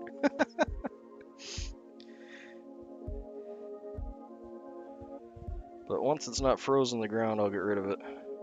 Alright, well, that's... I don't know if that's better or not. We'll find out in a second here. Hopefully it's cleaner at least.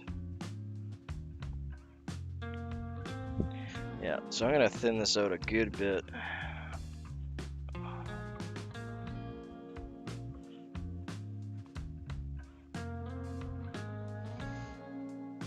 But yeah, I caught...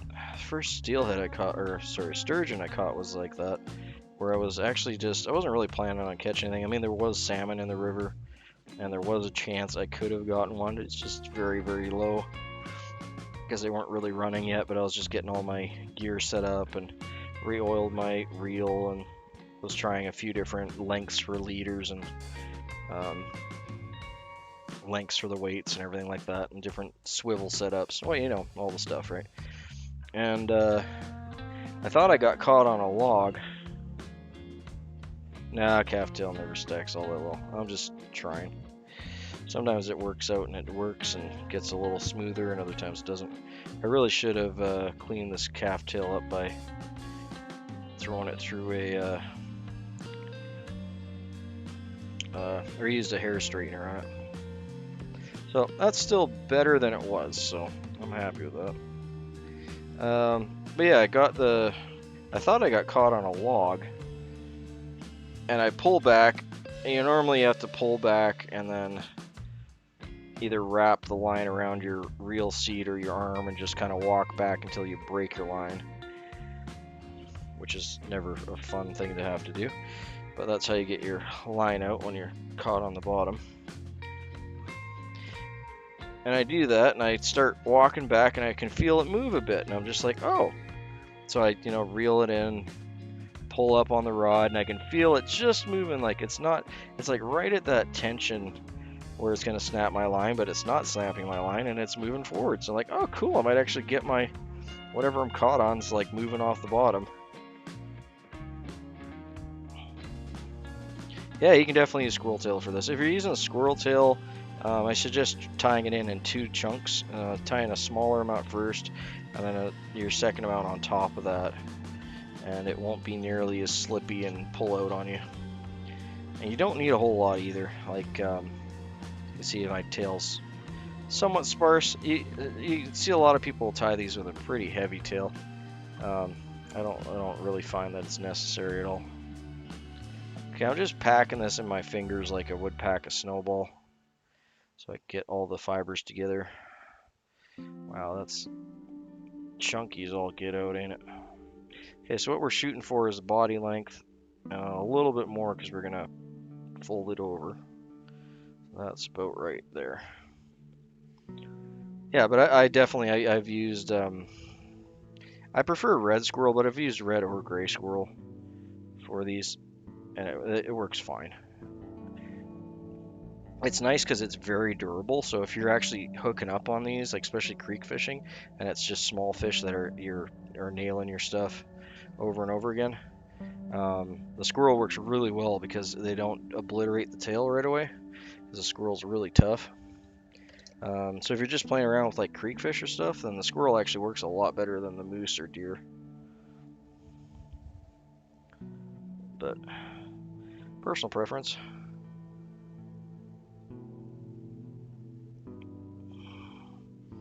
Okay, I'm hoping I got that cut off enough to fill that little gap that we made by accident there.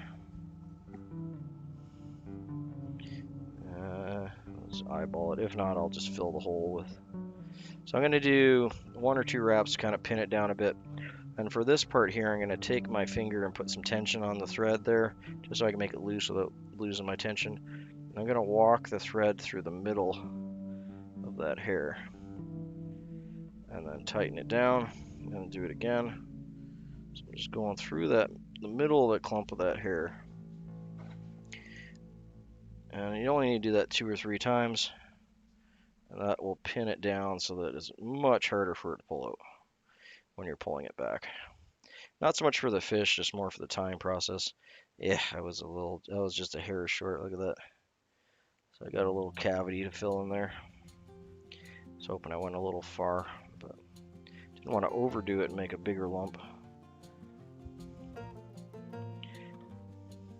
I might just tie this whole fly with the white thread at this point. The white thread is good to actually have where the red floss is. It does make the floss substantially brighter. So if you are making like an Instagram flyer, you're really worried about having that bright red, the white will help with that quite a bit. Okay, so 2 wraps right up top, and I'm going to pull this back. Thread wraps behind it. I'm going to start making a little thread down to hold it up.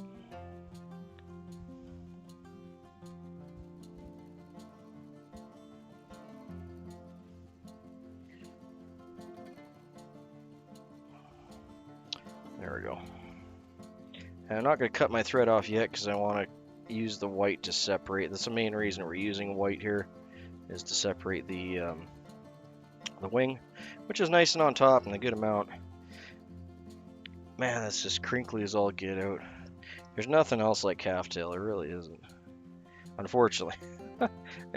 If there was, I'd probably find a substitute. You can use like Antron or Zelon or other synthetics and then cut them short like you do on a Parapost. You don't end up with the same kind of crazy nature that you're getting here. I like to hold one of my wings to the side as I'm doing this. Oh, that was not good.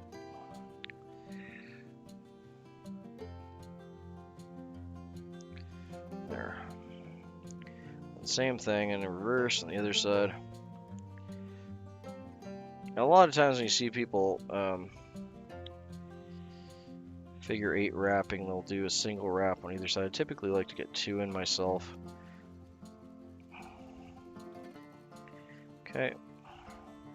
Then holding them both back and up, and then getting the thread dam going again, normally kind of locks that in place and holds that down. What you're doing is you're adding tension on top of those thread wraps that you just did, and that'll lock them in place like that.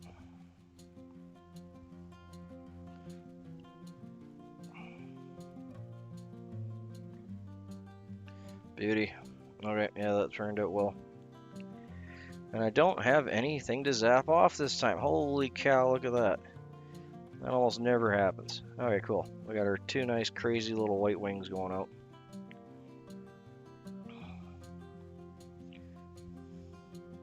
There's something it reminds me of, like a lichen or something. It's on the tip of my tongue, but I can't recall the name of it. There's a lichen that grows around here that's not white like this. It's like a really light olive, but it looks just like calftail. And you can actually make tea out of it.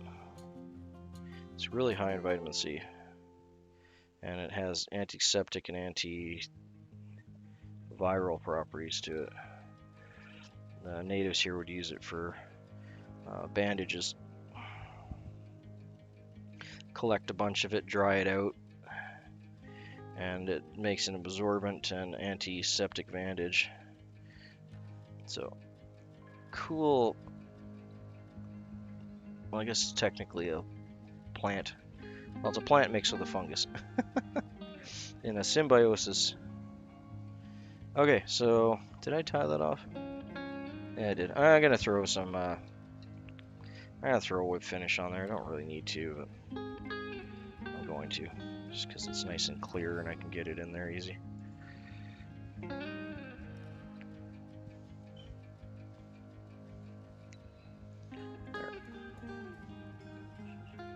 It's like, yeah, it's like old man's beard. Stuff I'm thinking of typically grows on like stumps and rocks and more on the ground. And it's about this long, coming off rocks. I can't remember the name of it off the top of my head. Yeah, it's excellent stuff.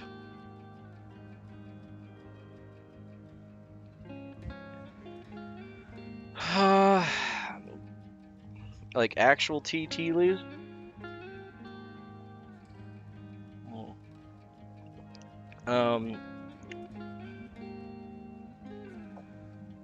It's very similar. Old man's beard is actually like 3 or 4 different types of lichen families that, depending on the area you're in, that mix together. And it is like 2 plants that are living in a... Yeah, we got gobs of it. The one I'm specifically thinking of, like I said, typically grows on stumps and rocks around here. The old man's beard you'll find more in the trees. And this is, it grows with old man's beard. Like I said, I wish I could recall the name. Yeah.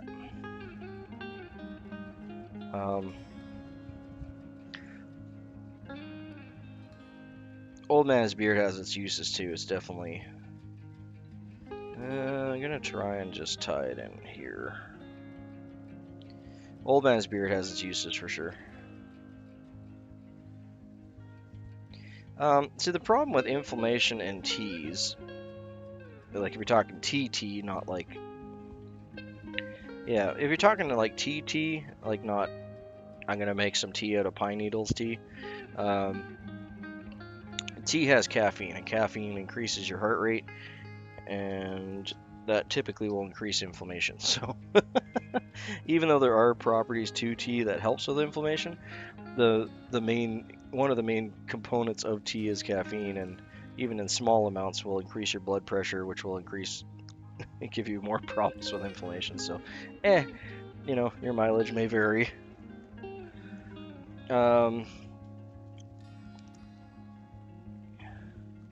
I don't make a tea out of it, but I do know people that do. There's, and it's really good for hearing problems. Is mullein. Mullein is very, very good for inflammation. It's also has some antiseptic properties. But the natives around here used to make a tincture out of it, out of the flowers before it seeds, and you just collect them and make a tincture out of it with some alcohol or whatever you got. You can do it with water too, it just doesn't work as well. Yeah, cottonwood works good. You can collect the cottonwood buds, actually, that works really well. I've done that myself numerous times, actually. But yeah, the mullein it's all up and down the whole west coast, and I'm sure it's even in central. It's not. It looks like tobacco, and it grows in disturbed soil, so it's really easy to find. You can generally find gobs of it on the side of the road, like wherever a gravel pullover spot is. There's typically mullein there. It's also the only thing you can really use in a lot of areas to as toilet paper substitute. It's super soft and it works really well if you don't bring any toilet paper with you.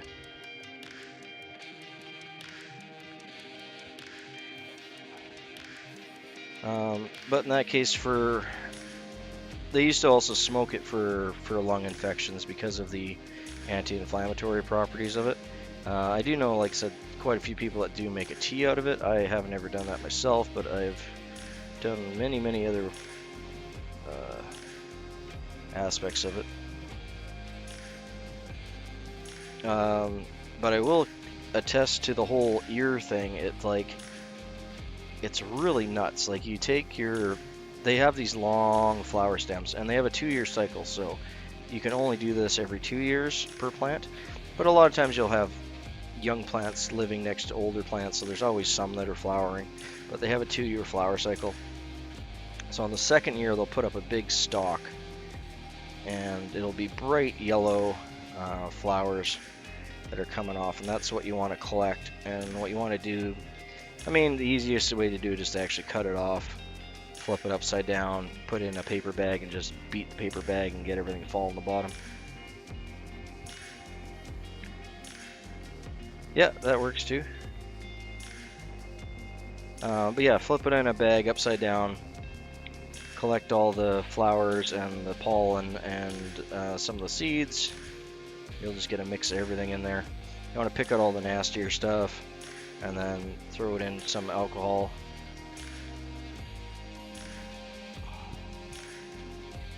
And once you get a tincture, you can also do it with olive oil, which is I've done several times. That worked just fine with the olive oil.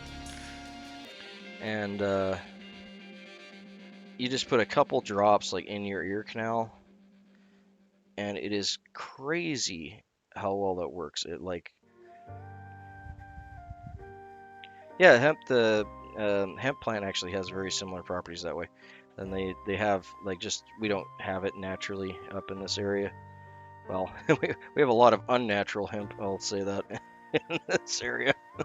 But traditionally it was mullein, and you can buy this like pre-done too. You don't need to go through all these steps. You can get it on Amazon. Just look up mullein oil, and just put like a couple drops in your ear. And like they used to use it when they would go out hunting, and I read the stories about it and heard from elders here how they would do all this, and I was kind of curious. So I'm like, there's mullein everywhere. I'm gonna try this and just see if it's got any, weight to it, right? And I was just absolutely blown away. It was like when you're going up a hill in your vehicle or whatever, and your ears are clogged, and then it finally pops and breaks, and like you can hear everything again. That's exactly what it sounded like, but like with my regular hearing, and then like up like 6 notches. It was crazy, and it lasted like a couple hours. I have no idea how it works or why it works, but it works. And yeah, and it definitely, I don't know if it's just the anti-inflammatory properties of it, because I've used it for that.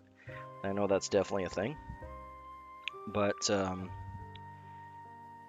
yeah, as like an ear oil, it sounds really weird, but I can see why they would use it when they would go hunting, because it's like the sensitivity of your hearing just like shoots through the roof. I don't know why. It doesn't make any logical sense to me, but it works.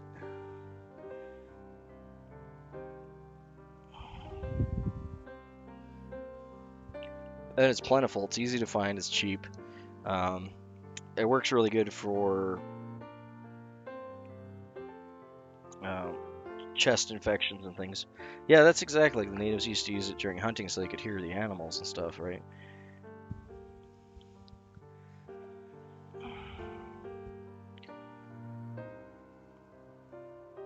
And I wasn't having any hearing problems or anything. I was just curious about the whole process and figured I'd give it a go. Yeah, do it.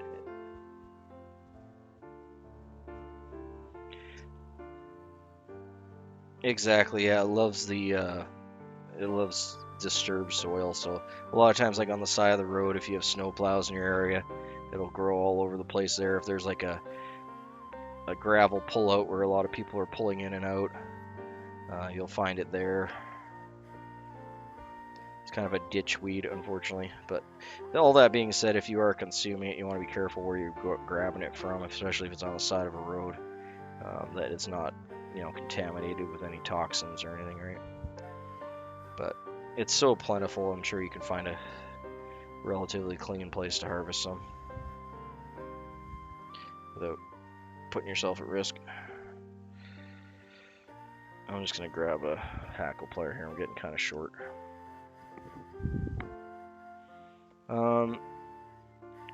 But yeah, they used to use it for inflammation problems with like lung inflammation from, just a regular lung infection. And I know that it was topically used. I just don't have a lot of experience with that.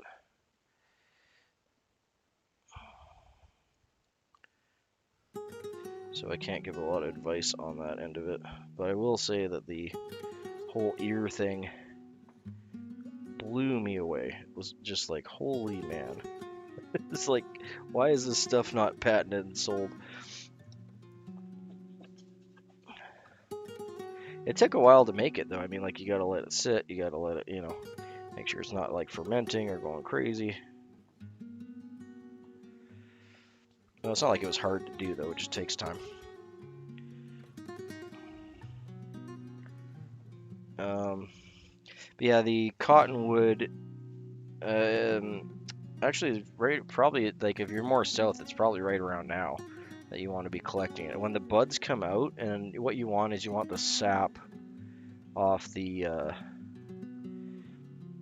buds, like the new shoot buds for the not the new shoots, the where the first the man, my brain doesn't want to make words. The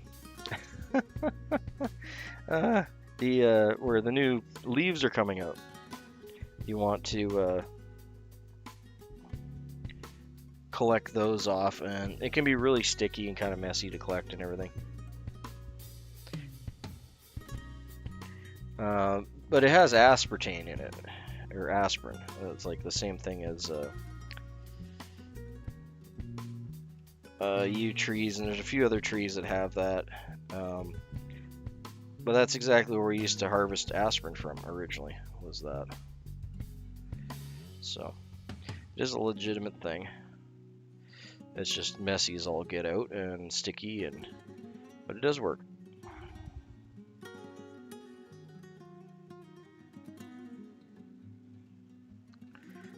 But yeah, as far as teas go, I don't really know any teas other than like a lot of people say that a cinnamon tea can help them with that kind of thing. I know my wife does take cinnamon teas for different deals, but I'm not familiar with anything else. And it's a caffeine-free type of thing, right? So it's a herbal tea. Oh, I don't even know why I did that. One second, I gotta bring my thread all the way back. I'm not gonna undo it though, I'm just gonna bring it back.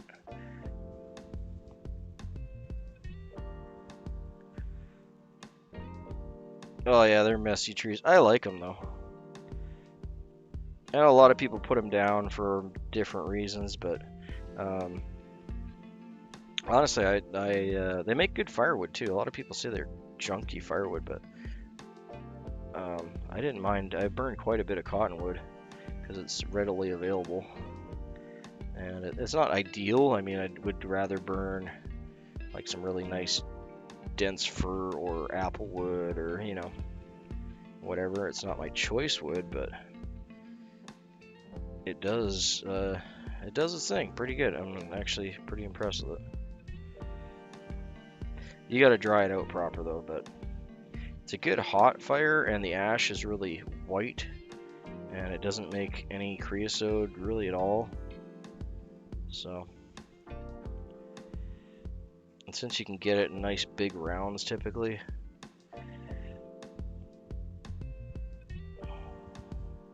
yeah, it does make a good bit of ash, but it's not like an ash like that's going to cause you problems other than having to clean out your firebox more often, but at least it doesn't ash up your, or soot up your chimney. Okay, yeah, that's pretty good.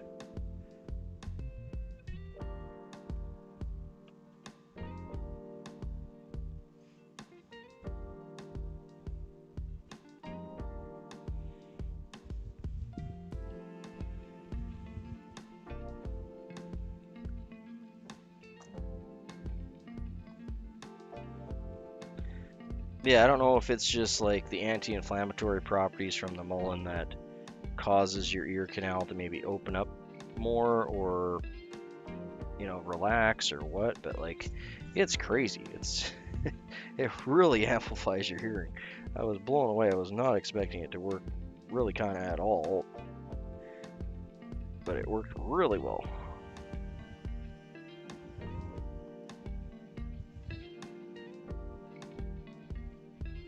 Yeah, any kind of fruit trees. Like I burned a good bit this year. Thankfully, my dad collected a bunch for me. Maple, apple, apricot, cherry, all sorts of different stuff, just from people like pruning their yards and whatever. Thank you. I'm getting there.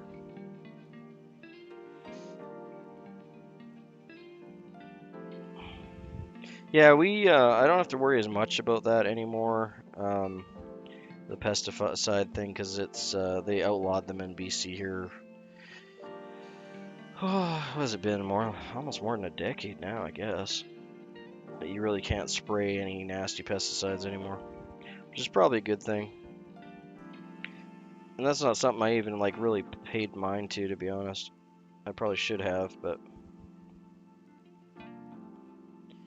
yeah, they outlawed fruit tree spraying a while now.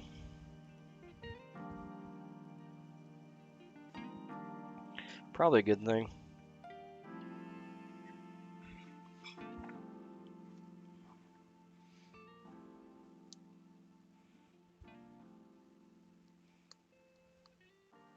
Cool. Yeah, we actually used to be, the area below me used to be known as Fruitlands. It was actually the name of the place. Where my grandpa actually homesteaded. A quarter section there. And the way it worked is the church would bring you over from... Yeah, no, that's really good for honey. The church would give you a section of land. Yeah, fur's the best. If I can get red fur, that's kind of my go-to. And there's a good bit of it around here anyway. There's lots of pine.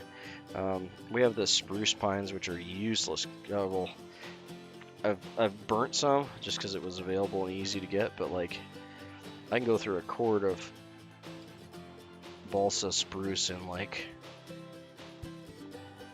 a week. It's just crazy. It burns up like cotton. It's just like poof and it's gone. It's like, wow.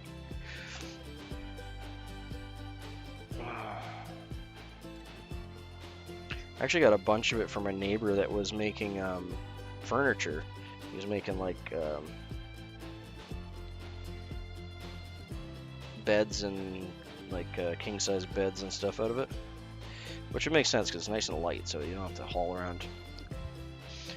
He's making log furniture, and he's like, "Hey, do you want all this for firewood?" I was like, "Oh yeah, sure, I'll take it," because it's like just down the road for me, so it's nice and easy. But I didn't really think about. I didn't know how fast it would burn. I figured, whatever, if it gives me some, BTUs are BTUs, right? And yeah, it was not worth the effort. It burned so fast. It was crazy to watch like a whole cord of wood just evaporate in like a week or two. Oh yeah, I'm just gonna wrap this. I'm gonna use my little hackle pliers just as insurance policy in case I drop something, but try and hand wrap it.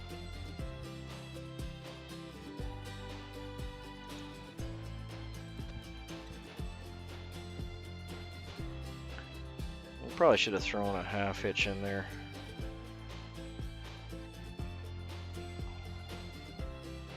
Just want to get to where I live?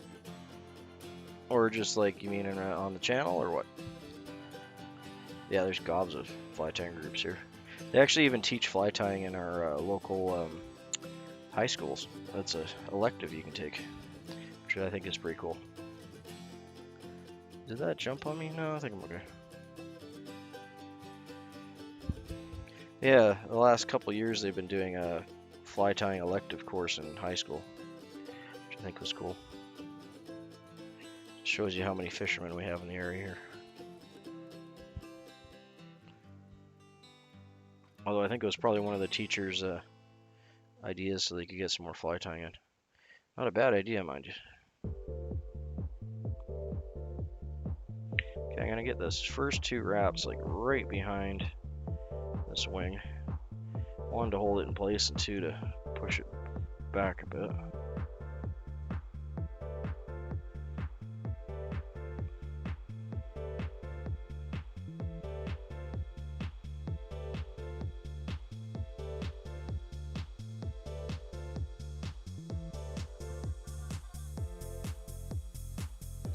Yeah, most shops are.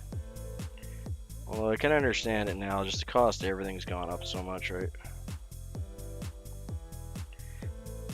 I look through some of my vintage, like older fly stock stuff, and it's like, you know, I see like 50 cents on a package, or even like $1 something on a package, and it's like, wow, I'm never gonna see that price again.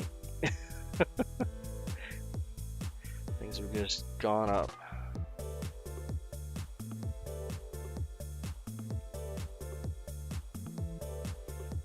Well, I don't blame them, because, you know, they got to get the stock in from somewhere.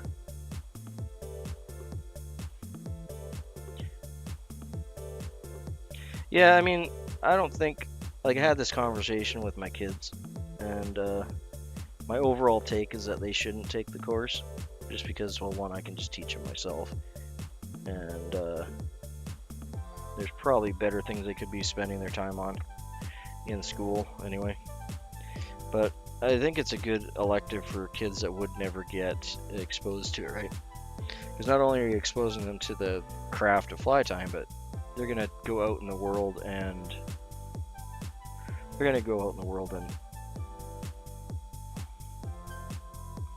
yeah, it's a nice relaxing pursuit too, right? Well, sometimes, unless you're fighting with the material.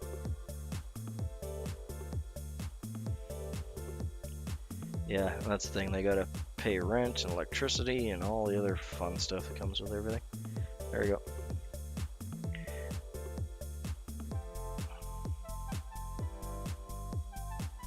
But yeah, we had that conversation with the kids, and it's like, you know, you're probably better off taking like almost any other elective, because you could learn fly tying yourself at home. Like, it's not something you need a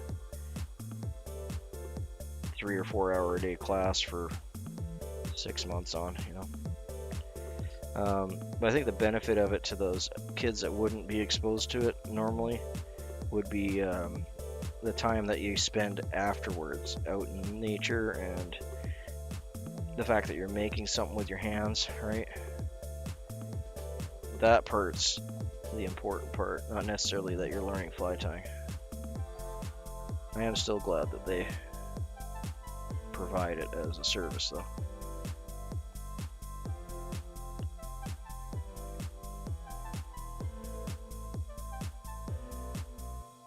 He's a pretty boy.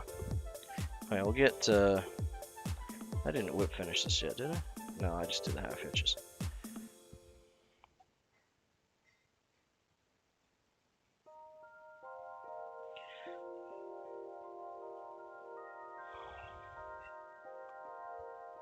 Yeah, I mean, later on in life, that's the thing, you can just go and do it, right? It's not like, there's certain things I think, and this is just my personal belief on it, there's certain things that you should do in high school if they're offering as elective, because you're probably not going to do it Yeah, I do. I went a little thin on the other one because I was showing Ewa's a technique there, and I was going to do a second tail on top, or a second, you know, chunk on top, which was going to be this chunk. Um, but then I was like, the thin tail's not looking too bad. Maybe I'll just keep the thin tail. That's the fun thing about the hobby too, is there's no fly tying cops that are going to pull me over and tell me I did my tail wrong. There is YouTube comments, so that's a different thing. But yeah, just overarching belief is you should take advantage of opportunities that you're not going to have later while you're in that position. Like if you're just living in a small apartment, are you really going to go get a welder and some flat sheet steel and some tubular steel and angular steel and weld that all up just to learn welding? Probably not. There you go. Yeah, it's very classic. Most boxes, if you're getting like a mix of flies, will have some variation of this in it. But like, are you really going to try and learn welding on yourself when you get out of high school? Probably not. One, it's expensive and you kind of need the space and everything for it, and it takes a lot of expensive material to start up on it. Or fly tying, you can drop like $100 or so and have everything you need to at least start learning it. Or even less if you want. It doesn't have to be $100, but that's generally, I think, kind of the minimum that a lot of people will drop on it. Kind of like sewing. You can learn to sew. That's pretty easy to do. Just need a sewing machine. But like music too, like you're not going to be able to play with a group of kids the rest of your life. You're probably not going to get together with a group of 20 other people and play music. There we go. Yeah, traditionally it has this dark tail, but a lot of times I'll just use whatever, a light brown. I'll use a squirrel, whatever, it don't matter.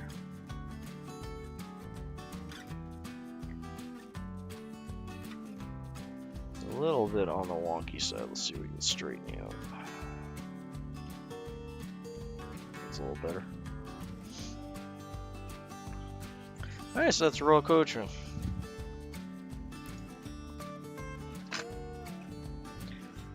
Just gonna do my spin and spiel here, or not Royal Coachman, Royal Wolf, or Roof.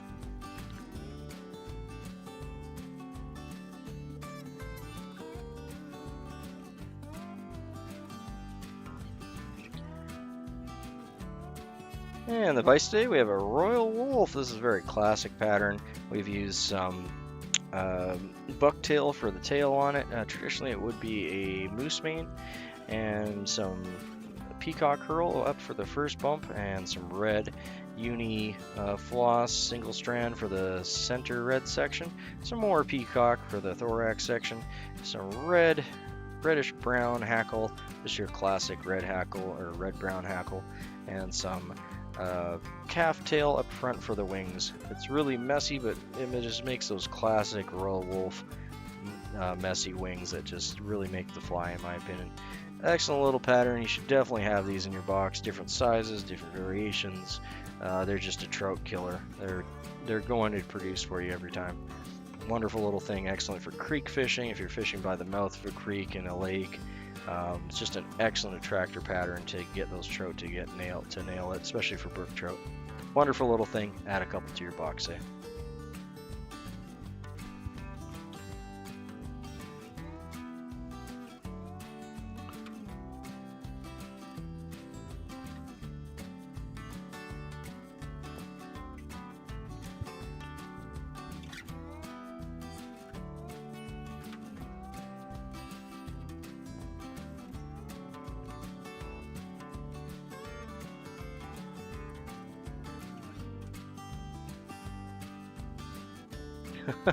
Well, there you go, PNW. I mean, that's the first.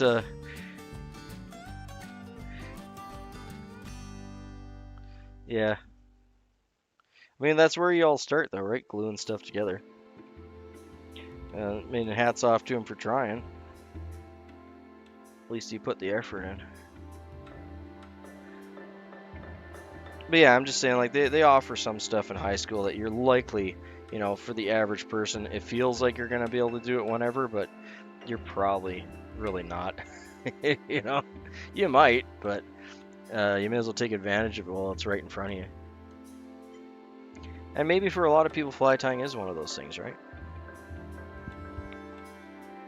And for a lot of kids too, like having that, you know, hour, 2 hour long class and doing some fly tying, maybe that's their one chance during the day they get to relax and actually focus on creating something. Maybe they're not artistic, you know, drawing wise or artistic musically.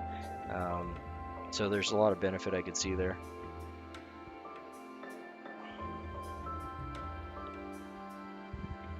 Yeah, I'm glad they offer it. I really like him. He turned out pretty good. I'm not sure if I like him better than the first one or not. Wings are a little more up front on this one. Yeah, overall he's really good though. I'm really happy with him.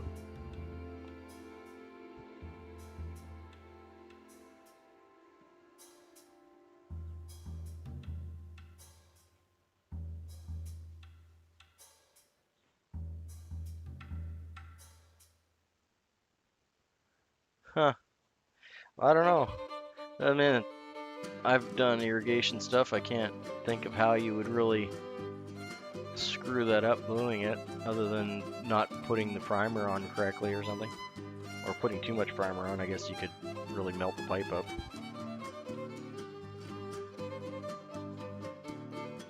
I mean, I know there's a right and wrong way to do it, but you can mess that up pretty good and still have it work. Let's see here. Where are you? Oh, you're pretty full, eh? Running out of corks. Dang.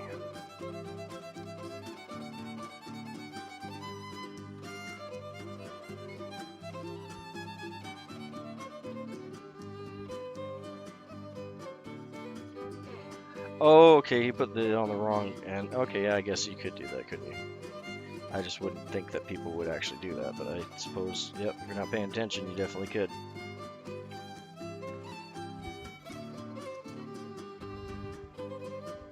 Alright, there he goes.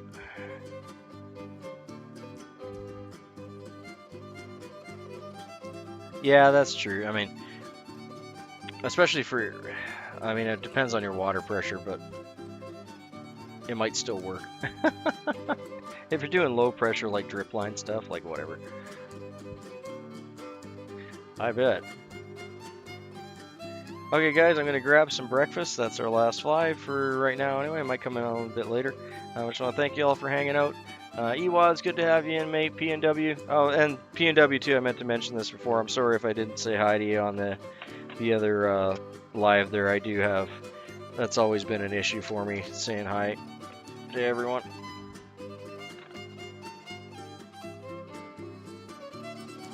Yeah, no, totally, Jack. I was actually looking at your channel yesterday.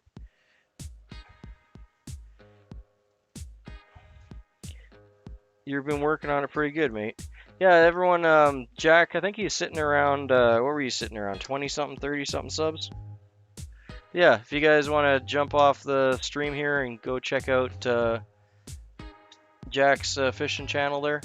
And he's just starting out. It looks like he doesn't have enough subs yet for live streaming, but if you want to go check out his shorts that he's got up, go give him a look. I've already checked out his channel a couple times already, actually. Later, guys. You guys all have a good day. Ewaz, Rob, thanks everyone. PNW, Jack Pepper, Yoshi. Hopefully you're feeling better today, mate.